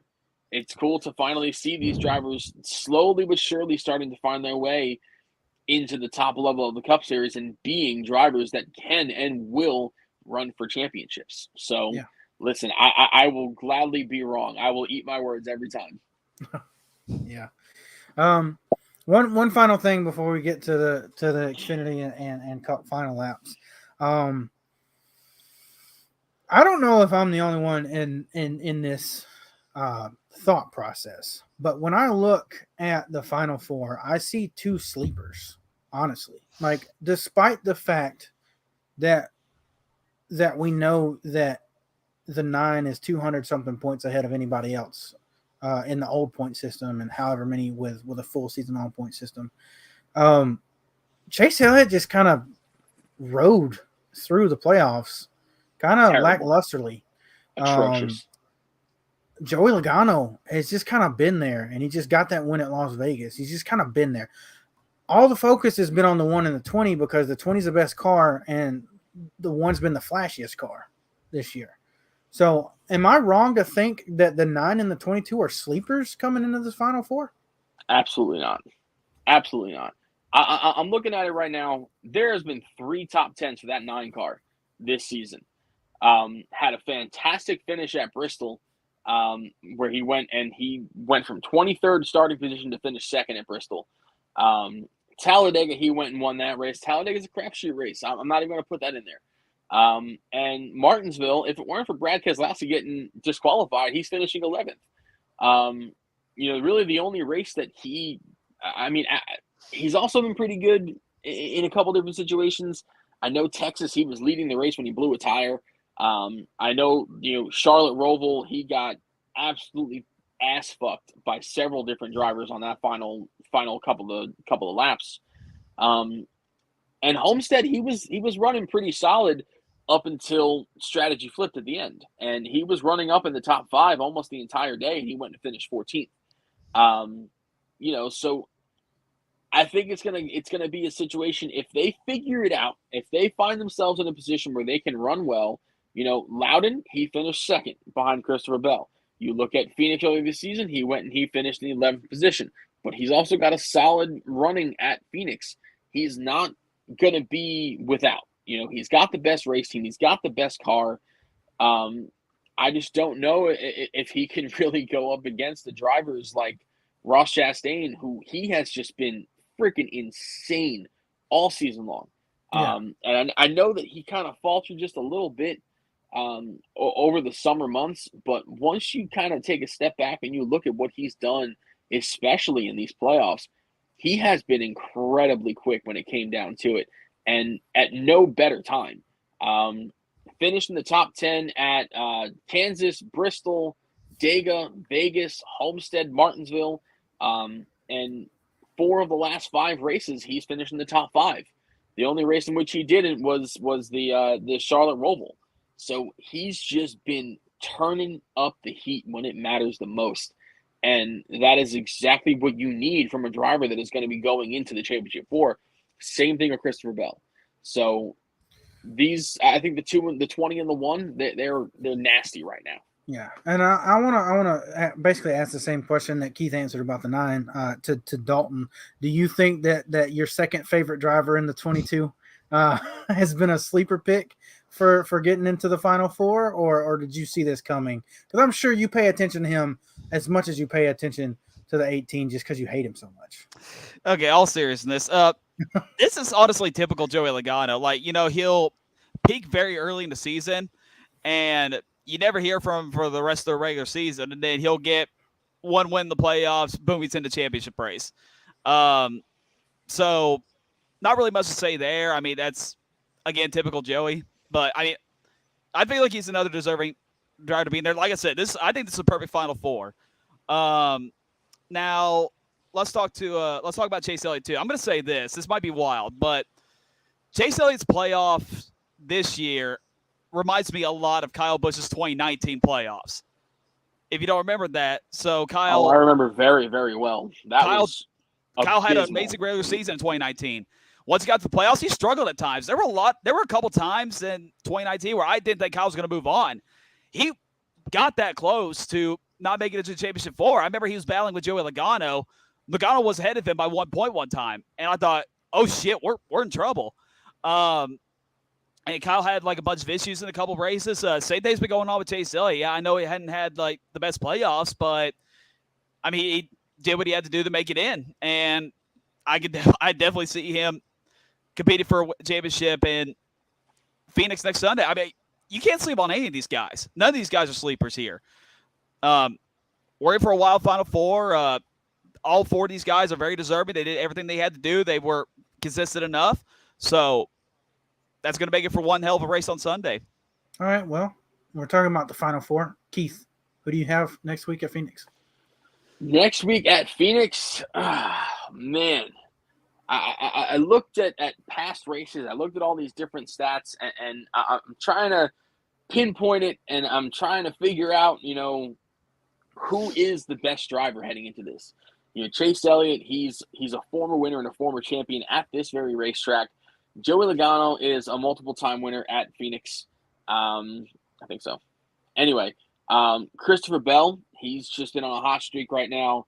And Ross Chastain, out of everybody, he had the best finish earlier this season of all 4 of the championship 4 at Phoenix, finishing second behind Chase Briscoe. My heart says Chase Elliott because he's been so damn good all year long, and I hope that they find their footing. But my head is going to be going with Joey Logano.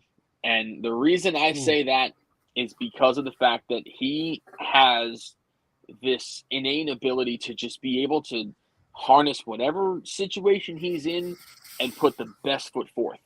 And I believe this will be the very first time we are going to see a champion crowned that is not going to win the race.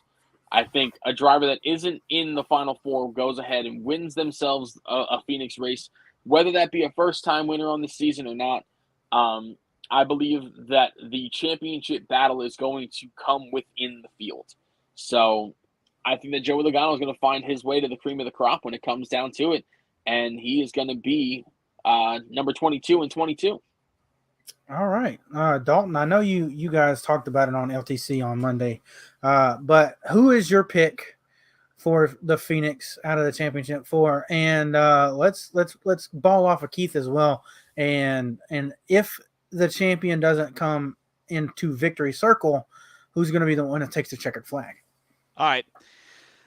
So I think the streak continues. The race winner is the champion. Now, I'm going to say this. For this Sunday, it's not going to matter who the best driver is. It's not going to matter who has the best car. It's going to matter about who wants it the most. And if all the drivers in this Final Four, Ross Chastain is the driver that definitely, without a doubt, wants it the most. This man literally does the craziest shit to do anything to win. I know we're getting ready to talk about this for what he did in Martinsville last week. That was out of nowhere what he did last Sunday to get a spot into the championship four. Nobody else would do that. I don't think anybody else had that thought ever since this playoff format was invented. Ross Chastain is hungry. He's been hungry all season long. He wants this championship bad, no matter what. I think he's going to do anything in his power to take it home.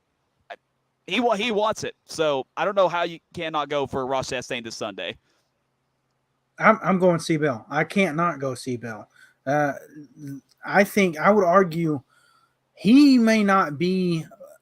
I'll use Keith's terms that he used in our group chat. Unprecedentedly psychotic, like the driver of the one car. I think he's more maybe not more hungry as you say, but I think he's more procedurally hungry to get it done. I think he's got the package of it all. And if it's going to be a new champion, it's going to be him. It's not going to be Ross, in my opinion. And I think that his trajectory of the last few rounds with these walk-off wins can't not happen again at Phoenix, and for him to throw a hat trick in the final race of each of the final three rounds, I think that would be the only saving grace that JGR has from this year, and really it would be surprising if it doesn't happen to me with Christopher Bell. But you just brought up the move that got the one into the championship four. I'm going to let you guys handle it. Dalton, I'll let you go first since you're the guest host. What did you think initially? And now that we're 3 days removed, how has your perception of the move changed? Okay, so when I was watching this race, I thought after the last caution, the racing was wonderful. Once again, hats off to NBC for doing a phenomenal job at showing all the points battles and the current situations. I thought all the 8 playoff drivers raced respectively with each other. There wasn't no taking each other out, or it was just good, hard racing to get any point possible. Now, when it came to Ross and Denny, it's like they were meant to be together this season. Like, they were just nonstop, always into each other. I thought for sure that Ross and Denny were going to wreck each other. And they were racing pretty hard. Hamill pushed him down to the track on the straightaway a couple times. Ross did the same thing. But Hamill ended up winning that battle and started to pull away. But you knew right then that Ross was not done. He was going to do something. And I had this thought, too. When he was behind Chase Elliott with, I think, 5 to go, something like that, I literally thought that he was going to piss off the entire NASCAR fan base and just dump Chase Elliott. I swear to God, I thought that's what he was going to do.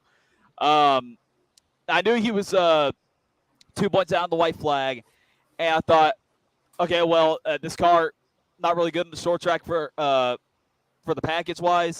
So I thought he might be screwed here. I don't know if he can do anything, but literally, again, like I said, nobody thought of this move. I don't think anybody ever thought about doing this ever in their lives.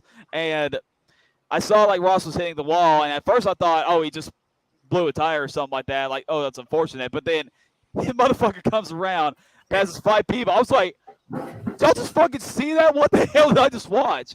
And it worked. Hats off to him. I mean, I sound like a broken record here, but I keep talking about how these playoffs have been rough and been frustrating. Ross Chastain literally saved the NASCAR playoffs this year after everything that's happened.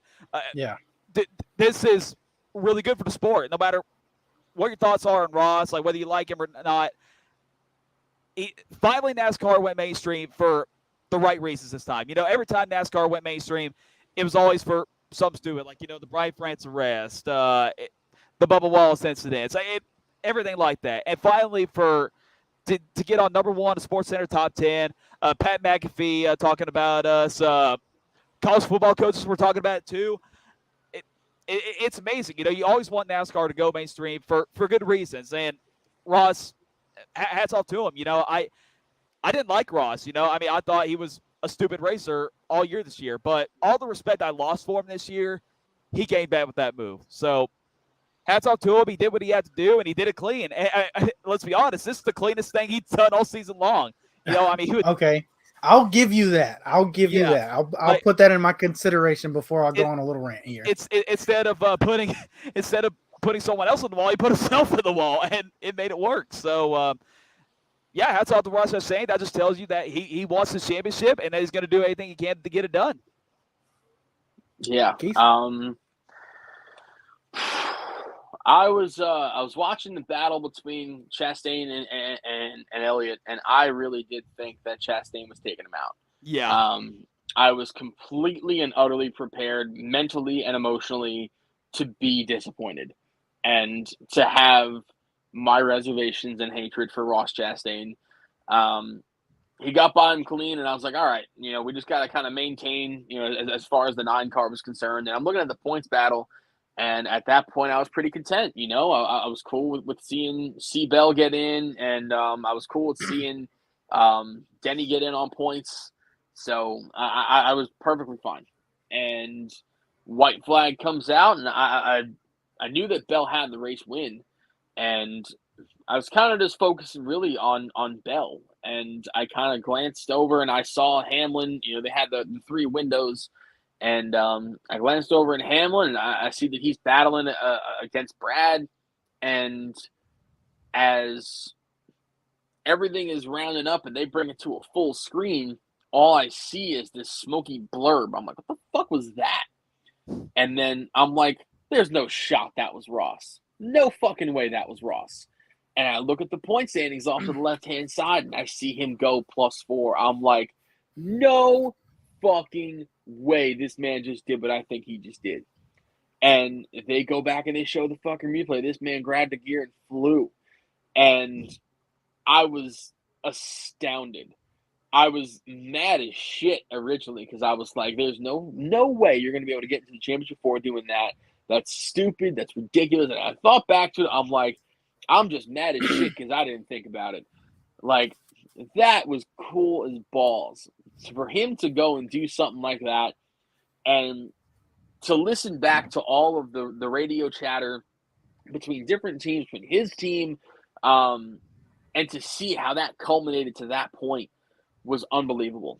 And for him to think about something like that, that wasn't the plan. I can guarantee you that when the green flag dropped for all 500 laps, and he said, if I have a situation where I got to pass a few cars, I'll fly against the wall. That was not anything that he was thinking about. That was such a just pull out of the mind kind of thing and go for it.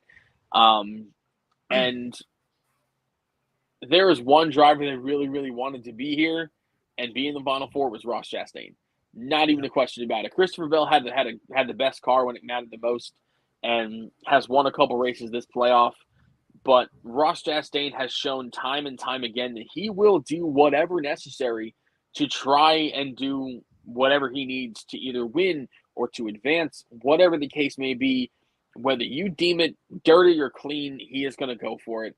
I know that Coda rubbed a lot of people the wrong way, the way that he raced AJ and Alex. And I'm sure that this move didn't rub everybody the right way, but this is a byproduct of NASCAR. Yep. And I will not blame Ross Chastain 1 second for doing what he did, because NASCAR has allowed these drivers this liberty. NASCAR has allowed drivers to do whatever they see fit to find their way into the next round, whether that be the round of 12, 8, or the championship 4.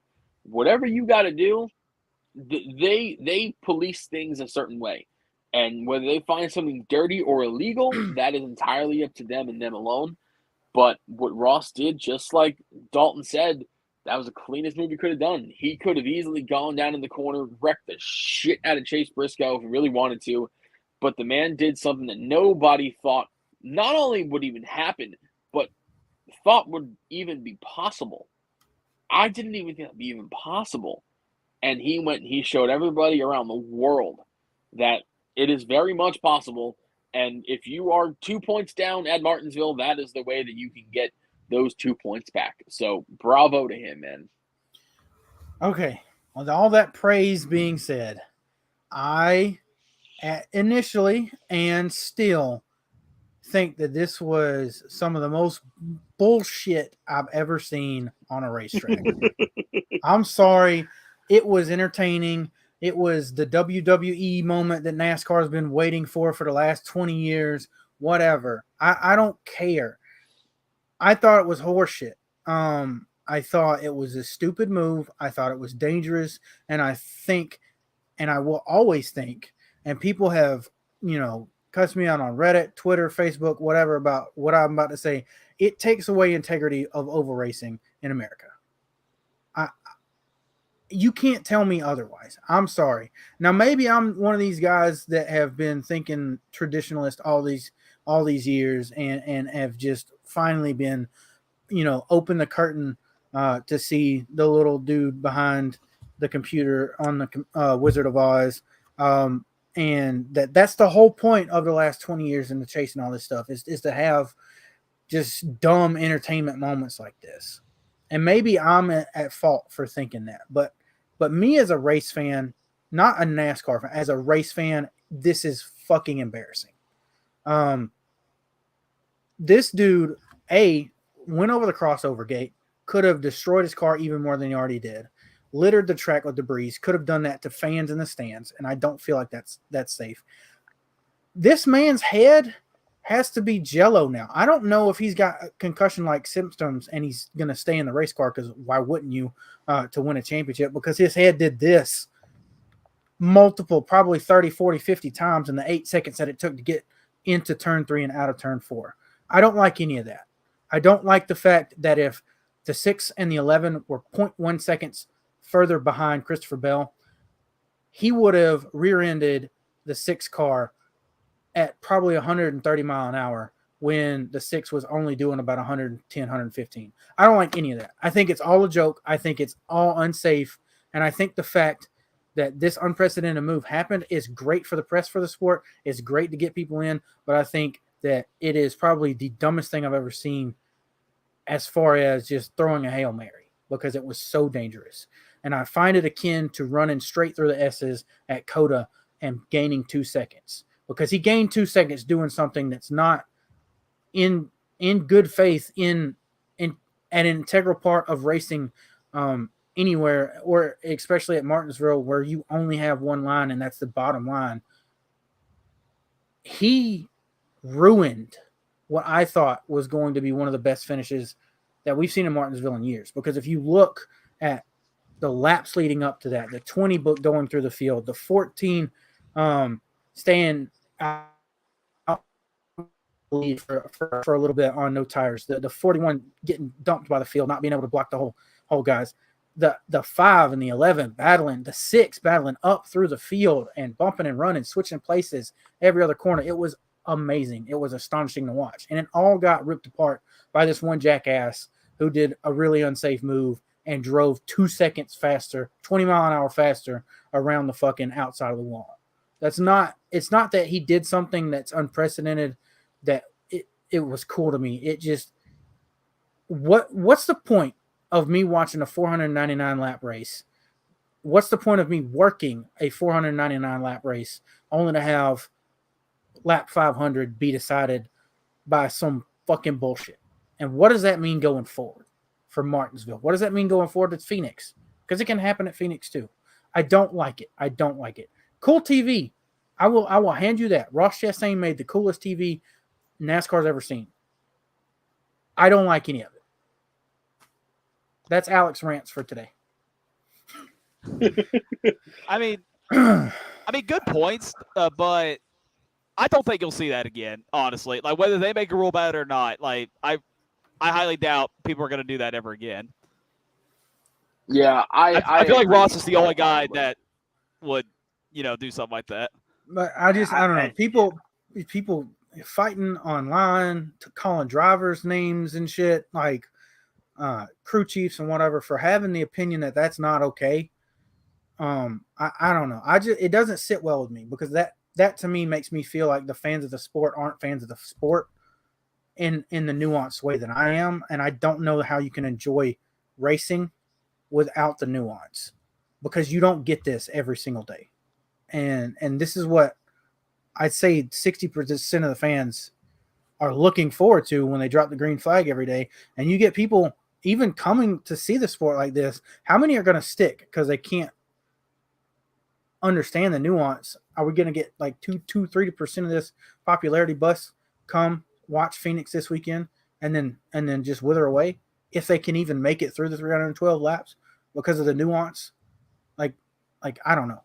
That's just me. Like, motorsports is very procedural, but it's also entertaining to watch it happen. It's like a story almost to me. And I don't read a book expecting at the end for the book to burn to the ground in my hands. And that's what I felt like happened in Martinsville. I mean, I will say this. Why does Bowman Gray sell out whenever they have a race? I don't know. That place is a fucking joke. It's because they call it the Madhouse. It's literally because it's a demolition derby every year. Does that make it good, though? Does that make it good? That place is a joke to the motorsports community, is it not? It is. But what I'm saying is people like that shit. And I'm not saying that we're going to see this every week. I'm not even going to say we're going to see this in the next 10 years. This is something that was so out of the box, but this happens weekly somewhere. And people have all these different clips of this shit that go all viral on social media. Whether it's good or bad, whatever kind of press you want, it's press. And, I think this was the best possible thing that could possibly happen for one reason and one reason alone. This is the penultimate race before the championship race. So if you want to tune into a race, the next one you're going to watch is where a champion is crowned. And regardless of how you feel about Ross and what he did, this sport lacks personality in the worst fucking way. I'm sorry, but I can have a better conversation about anything than with Chase Elliott. This is Chase Elliott. I'm sorry. The man has no personality on fucking TV. I love the dude. He's great. And off camera, he's awesome. But you need people who are going to be right here. They're going to be present. They're going to be on the camera showing you shit you've never seen before. You look at drivers that happened, in the mid-'90s, late 90s boom of the sport. These drivers had personalities. A lot of these guys came from the South, and they were just funny as shit. And they did cool shit, and you're going to have a field of drivers that is going to be so diverse coming into next season, where you're going to have Ross Chastain, Noah Gragson, Ty Gibbs. You're going to have drivers that are loved, that are hated, and that are respected. And I think the more chaos that you bring, when you talk about an individual driver is the better off you're going to end up being in this sport. We're unless NASCAR has some crazy revelation, which isn't crazy at all, to bring back horsepower and allow these drivers to show what the fuck they're made of, you're going to have these moments that people are going to talk about for a while. Yeah. You know, this is a moment that I'm not going to soon forget. There are several different moments over the course of my life that I've remembered solely based on a moment. 2012 Watkins Glen, just a moment. Whenever I think about that, I think of about 3 different places on that final lap. I think of the Kyle Busch spin. I think of them in the bus stop, and I think of them coming off of turn 6. So yeah, but that was good, hard, fair racing. What you can do in a stock car, absolutely. And so I don't know. It's just like for me, like I can ask this to Dalton. Like for example, you are the heel of the fans of all things. You are a Kyle Busch fan, the heel. It is okay to have a heel. I like Kyle Busch because I don't like Kyle Busch. I like Ross Chastain because I don't like Ross Chastain, because we need those guys. They're good for the sport. But had he not had that feud with Denny, do people like him, or is he just a punk? Or alternate way to ask this question: if Kyle Busch does this to the same effect, is this move popular? That's also a good question. Because if it's not popular with every driver because it's batshit crazy, then I don't feel like I don't feel like it's okay in general. But I feel like even more it's not okay. Because if you can look at me and you can tell me that the fans would be electric if Kyle Busch did this to the same accord that they were with Ross, I might give him a little bit more prospects for it. Part of me thinks that it would be insane no matter who does it, but I mean, Kyle does get hated for literally every damn thing he does, so maybe like people would call him like bad shit stupid or something like that. I don't know, but I mean, obviously good question, but Keith, if Denny Hamlin does this, what happens? Well, I think that if Denny does it, it's not going to be received well. But you also have to look at it like this. What driver has done crazy shit this year? I mean, Ross. If there was one motherfucker that I was going to peg as to be rim riding around Martinsville, running the fastest lap that's ever been put down, Ross fucking Chastain was going to be the guy that I would have pegged for it. And that is exactly who the fuck did it. Not every driver's built like that. I'm sorry. Kyle Busch is not built like that. He's a driver that ruffles feathers and he races hard. No, Kyle never does that. Exactly. Never. You know, like Chase Elliott, he keeps to himself. He's reserved. He races hard, maybe a little bit in over his head every once in a while. Denny Hamlin, he's methodical. He's very retaliatory and kind of passive aggressive. Ross Chastain he embodies chaos, and he just went and showed everybody, this is who I am. And whether you like it or not, you are not going to be the driver or the person that is going to have their name etched into history. You know, like at the end of the day, Ross Chastain is the guy that is going to be running for a championship. No one else is going to be running for a title. Anybody that has a problem with it, they're completely within their rights to feel a certain way. But Ross Chastain did exactly what he did based upon the NASCAR rules. There was no NASCAR rule about it. There was nothing that said, there wasn't even a gray area. There just wasn't even anything said about this, that you can or can't do this. So Ross Chastain doing this it shows everybody who this guy is. And whether you want to like him or dislike him for it, that is entirely your prerogative. And I'm sure that there are some people who are Denny Hamlin fans that don't like him anymore because of this. I know they've had their spats, but I'm sure that they have even more reservations about it. Or some people who just didn't like the move. Some people who didn't find it to be, like up to snuff in terms of motorsports. And these drivers, they need to have people who dislike them. I'm sorry, you're not going to have one driver that's going to be liked by everybody. It's just not fucking possible. And so he went, and I'm sure he made some more fans out of this. I'm sure he has plenty of people lining up at I his merch guarantee you he hauler. did. Absolutely, and there's certain people now that they're within the social media world, or in the sports world, or in the entertainment world. They have never heard the name Ross Chastain. The last time they probably heard the name Ross was on the fucking show Friends. So now they have this name in their head. Now they have this sport in their head, and now they're understanding. Oh, that's what this is about. So this can be like this. It's not just making left turns. Ross Chastain never fucking turned left. He let go of the steering wheel. So it's one of the most chaotic and unbelievable and unprecedented moments in sports history. And whether you like it or not, it's there forever. And undoubtedly. It's something that people can love, they can hate, they can critique, but Ross Chastain just showed everybody that I am that motherfucker. Yeah. I mean, for me, the reasons I don't like it, I think, are very valid. And I think that when people aren't looking at it, they're looking at it from a zoom in lens of sports entertainment. They're not looking at it from a motorsports whole. And crazy shit happens in motorsports all the time. There are moves that we look at and we're like, we think that it's physically, humanly, and mechanically impossible to happen. But this is to another level. And honestly, I mean, I kind of hinted at it earlier with straight line in the S's at Coda and gaining 10 seconds. I feel like if this is not cheating going forward, then that's some bullshit. Because I feel like that's cheating.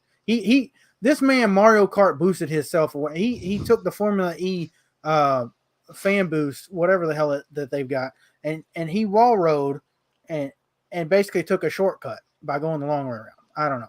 None of it sits well with me. I'm happy that the sport is going to profit a lot from it. I'm happy that more people are going to be brought into my sport because of it. But I also think it's not the right way that I want it. And I can say that because I'm an elitist snob. I mean, Phil Surgeon even said that car was not lasting another lap.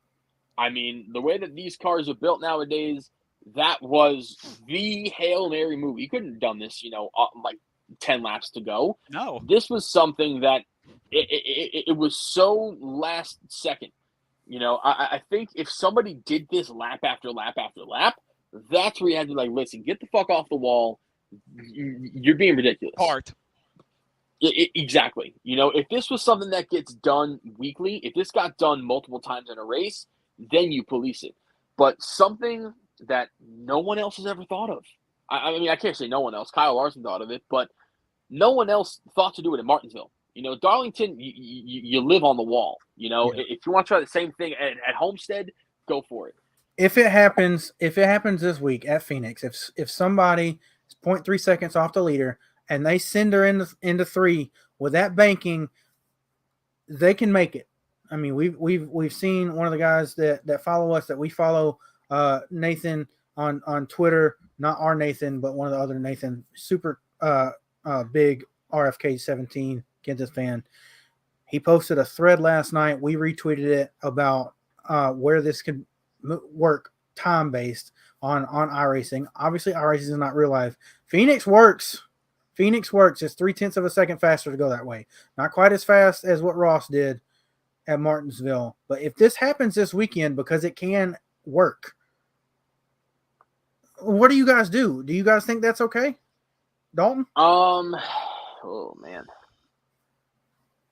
I kind of don't know how to answer that really. I'm just gonna keep saying it. Like I don't know if anybody's willing to do this again. I think if it happens, and this is a fat fucking if, and the only person that's going to be crazy enough to fucking try it is going to be Ross Chastain. Yeah. I think that Joey Logano and Team Penske, Roger Penske would rip Joey Logano to fucking shreds. Right. Chase Elliott, he's too reserved to do something like that. And Christopher Bell, he's fought way too damn hard to get where he's at to go and run his car into the fucking wall to do it. The only person to do it that I think would end up Right. doing it, and Justin Marks would back him 110%, Yep. is Ross Chastain.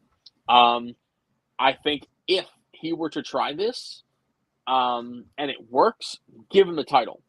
But if this happens and he wins the championship this way, you outlaw it right then and there. Okay. If this happens 2 consecutive weeks by one driver especially, you let him have the title, say, good job, you thought of something, you don't ever fucking do it again. Don't you ever try this ever again. And that's where it'll stay.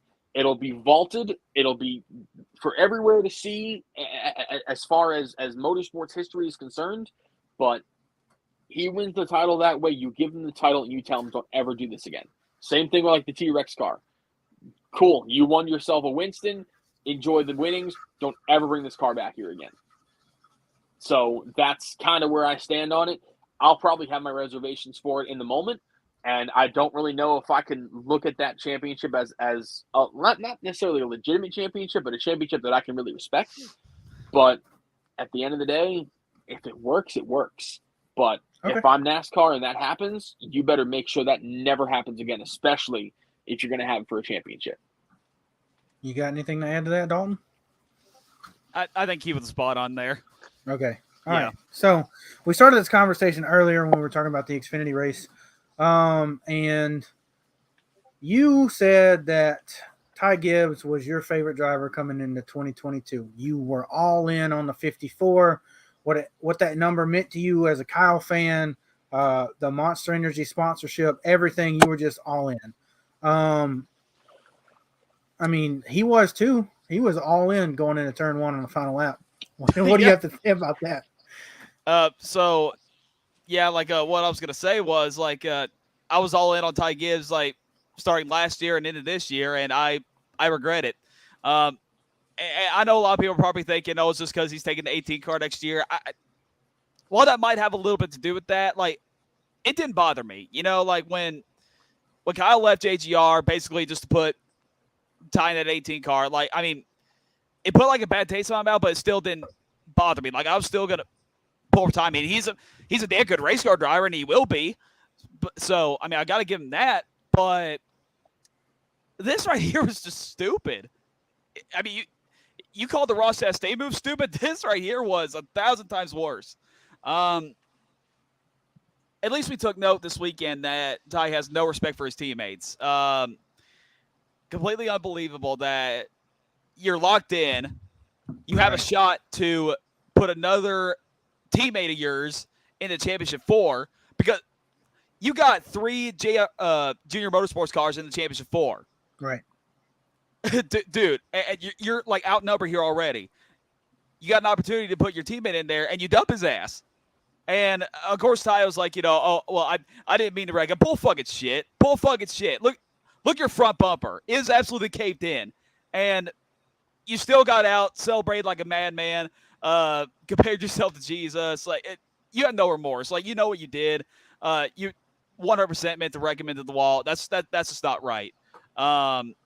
I do not agree with dumping somebody like that. I don't care who you are. I'd be very disappointed if Kyle did that to somebody. Like, that's not who you are. You know, I mean, he could have easily dumped Alex Bowman in the Martinsville race last year to get to the championship 4, but that's not Kyle Busch. He's not going to do that. And honestly, I'd been very mad if he did that. I lost a lot of respect for Ty Gibbs this past Saturday. He's going to have a hard time getting it back. He still hasn't learned. He's had a lot of run-ins this year. It's not getting better anytime soon. I do not believe when Joe Gibbs said that he's going to police it or have a conversation about it. I don't think he's going to do shit. I don't think he cares, which is the most unfortunate part. I don't know. Just that's why I'm pulling for Noah Gragson this for the championship this Sunday. I was all in the Ty Gibbs, but now I'm hoping Noah Gragson just beats that ass. It's just I've tried my hardest to be a Ty Gibbs supporter. You know, I know he's a kid. Like, plain and simple, he's a kid. And he's learning to get his footing into this world. And I've tried my hardest to just say, you know, he's learning, he's getting better, he's being a little more, you know, reserved about some things, and then he goes and does some dumb shit like that. Right. I remember I was watching it live, and I knew it was going to happen. I mean, for 4 straight restarts, this man was beating the shit out of the 19's bumper and doing everything you can to move him out of the way, shove him out of the way. And the 19 paid him back. And, you know, if it weren't for Sheldon Creed not being underneath that 54 car, I think Brandon Jones goes ahead and wins that race. But because Ty just wanted to get to the back bumper of that 19 car so damn bad, I mean, you cannot sit here and tell me that you didn't mean it, that you just meant to move him out of the way. That was not a move. I mean, that dude threw his car so deep into the corner. It's just ridiculous, the fact that you're going to go and you're going to wreck your teammate, you know. And there's been teammate run-ins. There's been teammate spats. You know, you had your Jeff Gordon and Jimmy Johnson back in like 2009, 2010. Same with Kyle Busch, Denny Hamlin. They had their teammate spat. Joe Logano, Brad Keselowski. You know, it happens. I get it. And you know, you rub a little bit, you move each other a little bit, fine. But that's, given the situation, there's no justifiable action in that. You got a driver that's a teammate of yours that can fight for a championship and can absolutely be a vital asset in terms of you being able to win a title. And now Brandon Jones is going to Junior Motorsports next year. So really, he's outnumbered 4-1 next week. Yep. Not just 3-1. He is outnumbered 4-1, 5-1 if you want to include Sam Mayer in that too. So he has everybody looking at him. And for Joe Gibbs to say that he's going to reprimand him and do whatever he must to try and police that, my ass. I'm sorry. Like, if you're not going to... That's your grandson, bro. You're not going to do shit. If you're Obviously, he's not going to do shit. Your grandkid will literally get away with murdering your kitten if you have one. Like, that's just how grandparents work. Yeah. Like, no. It's like... And I'm sorry, but I won't believe it until I see it. You know, like unless you show me something publicly, like, yeah, we're going to sit him out for, you know, X amount, or, you know, we're going to do this. I don't believe it. So what really, really pisses me off is the fact that he does his burnouts, like, and Kyle Larson at Watkins Glen gets into Chase Elliott and he wins the race. He gets out of the car, no burnout. Dude looks like he just kicked a puppy. Like, he had so much regret. And Ty Gibbs had none of that. None of that. And then, like Dalton said, compared himself to Jesus, said, oh, Jesus was hated. And I was like, what the? That is so fucking wild to say after you just dumped your teammate because you think that fucking Jesus is going to be like, rock on, dude. You did exactly what I would have fucking done, you dumbass prick. Like, it's just so fucking silly to me. This man has gotten away with so much dumb crap over the last season. And I mean, I'm not going to say that I hope that 54 gets dumped by the 19, but I will be clapping if that is the case. Right. Because that man deserves what does Brandon everything. Jones owe JGR and anything? Nothing. He's fucking out of there. Right. He owed his crew a championship, and he was fighting for it, and he was going to get it. Right. Yeah, that's what he did. His crew is pissed off at this punk ass kid across the garage from him. What does he owe his crew now? He owes the 54 payback. That's what he does. Like, come on, you don't do that to a teammate. Hey, you know look at this. Look at this weekend. The last run from the Cup race. I told you I love the racing. Everybody going up and down through the field. Look at the Justin Allgaier and AJ Allmendinger racing. Look at that stuff. Look at how beautifully, like, poetic it is of the bump and run, switchback, bump and run, switchback, bump and run until something gives. And this dude comes in here. Okay, I get it. Okay, you want to get by. Okay, I get it. You want to get by. You're not. I'm sorry. I need to win this race. Okay, I get it. And then gone. Like, what the fuck was that? How do you do that to your teammate? This dude has no self-preservation. He doesn't understand what being a teammate is, and he thinks he's fucking God. Like, dude needs to get fucking checked. He gets out of a race car with his helmet on and starts throwing hands. Nah.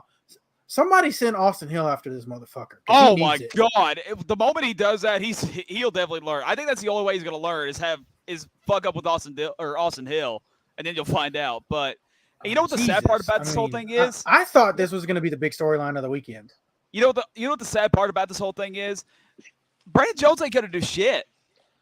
Probably not. I hate to say it. I know he fucking wants to, but like that's just not the kind of guy he is, you know? It's not him. He's not that guy, and it sucks. I want it so badly to be him, but I mean, then again, Matt Kenseth wasn't that guy either. Right. But he doesn't owe JGR anything. He owes his crew. He owes his crew payback. I feel that wholeheartedly because they worked 32 races or whatever to get him to the championship race in race 33.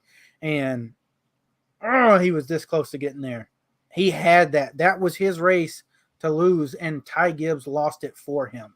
And Phoenix is arguably Brandon Jones' best racetrack. Exactly. He is a winner there on a couple occasions.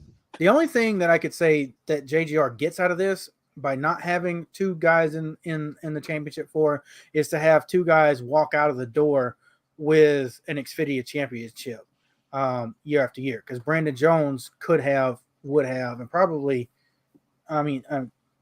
would have walked out the door with the championship in his hand going somewhere else. So that's the only caveat for JGR, I think, that they get out of this. Yeah, it's just it sucks all the way around. And, you know, I don't even know if Ty would have any remorse if he's even spoken to Brandon Jones. I don't know what his sponsors feel. I don't know what Toyota feels. Speaking to him is probably not what Jesus would do. So no, of course not. But it just sucks because, like, Toyota has such slim pickings right now. You know, especially in the Xfinity Series. You got Chevrolet, which is it is a primarily Chevrolet-dominated Xfinity Series right now. Three of the four are just JRM Chevrolets right now. Toyota really doesn't have a big stable of drivers, and one of your Toyotas wrecks another one of your Toyotas. It's just like it's watching your kids smack each other around, and you know one falls to the ground and gets hurt, and the other one's triumphant. It's like, what one do you fucking root for? You know, like it's just it's hard, and I'm sure that Toyota is probably giving their 2 cents to Brandon. Like, listen, we want to win a championship. Please just don't fuck around with them. And I'm sure that his team is in his ear, like, please dump the absolute shit out of this kid. Yeah, please. You know, and maybe if Dale Jr. said, hey, you know, if you want to, you know, give a little bump to that 54 car, I might give you a little bonus heading into next season. You know, so I'm sure he has a lot of different conflicting situations, and ultimately, I don't think anything's going to happen. I think the 54 is going to get off scot-free, unfortunately, but looking forward to the Cup Series when somebody tries to whoop his ass. I think that without a doubt, without a fucking shadow of a doubt, if he fucks around with Bubba Wallace at any given point, Bubba Wallace is laying that motherfucker out. I literally tweeted this. Luckily, I did have enough internet to tweet this out, like right after when I was in Neal Stadium. I tweeted out, like, Ty Gibbs going to get his ass beat in the Cup Series. And that tweet blew up. There's a lot of people too many guys up there that you don't fuck with. No. And Austin Hill's going to run some Cup races next year, too. So careful. Yeah. Just not a fan. This not weekend a fan at all. has been headline after headline for NASCAR. Yeah, man. Some good, some bad. It's been Martinsville of old rebranded into the Martinsville of new. That's is what I can say. Yeah. So, I don't know. Is there anything else to talk about with these two things? Is there anything else to talk about with Cup, with Xfinity, or do we just need to go ahead and give our picks for Xfinity and truck champions? I mean, I think we've hit on everything. My vocal cords are shot. Losing my mind over Jimmy. So we know Dalton's rooting for the 9. Keith, who you got for Xfinity champion? For Xfinity, yeah. I mean, I'm a big time Josh Berry fan, so I'm going all in on Josh Berry. Tennessee boy, I wouldn't hate it either. All in on him. I think logically it's going to be Justin Allgaier's time to shine, but I think I'm going to have to root for Noah Gragson because he's won me over this year. What about the truck Final Four? I'm staying at home with the KBM bunch. Chandler Smith. I have a crazy fucking feeling it's gonna be Ty Majeski. He got hot at the right time. Dude's never won a NASCAR event until he won at Bristol, and he went and won another one. And I think that he is going to secure his first career title in one of the craziest moments ever. But it really wouldn't fucking surprise me at all, because right now we're fixing to have 3 champions in this series or in this sport with less than 5 wins in their entire career in all 3 series. Christopher Bell, Ross Chastain, Josh Berry, Ty Majeski, Chandler Smith. There's Smith. So many, Zane Smith, so many drivers that don't have a lot of wins to their names that are running for a title. So yeah. I think that's pretty damn cool. I'm rooting for Zane Smith or Ben Rhodes to take it. I think Ben Rhodes has the most experience of these guys in the Final Four, so I think it's easy for him to go out here and win another championship, and he'll provide a really good post-race interview. So that's, I guess, who's my final who's going to be. No, if Noah Gragson wins the championship, prepare for a projectile vomit. Okay, just straight into the stands, all over the green cactus flag stand. Is going to be good. Also, I told you that I didn't think the race winner of the race for the Cup race was going to be one of the Championship 4.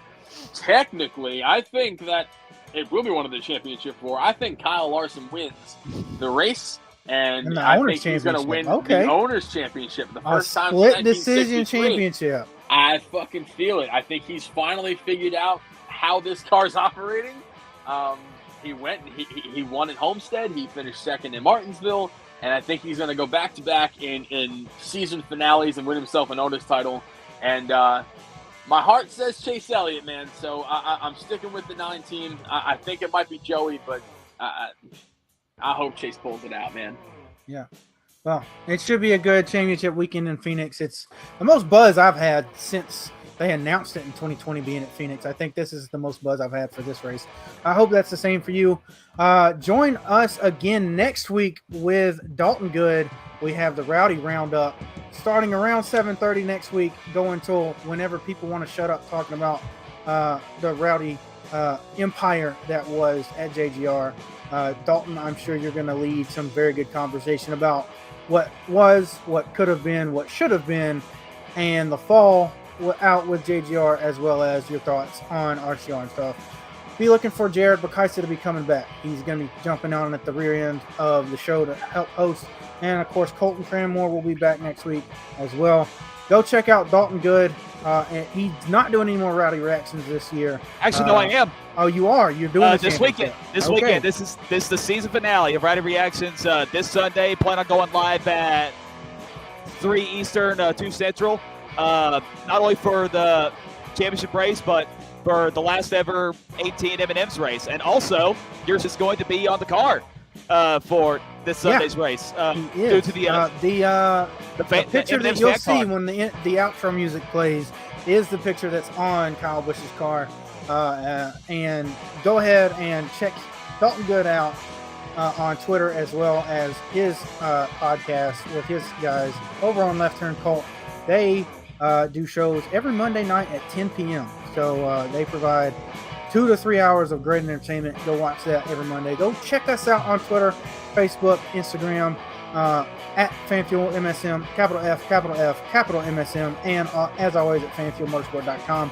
Nate's always pumping out good articles over there and doing some really good stuff on Twitter and Instagram. So go show us some love there. And until next week at 7:30 for Rowdy Roundup featuring Dalton Good, Jared Bakaisa, and a bunch of Rowdy fans from around the country. We'll see you.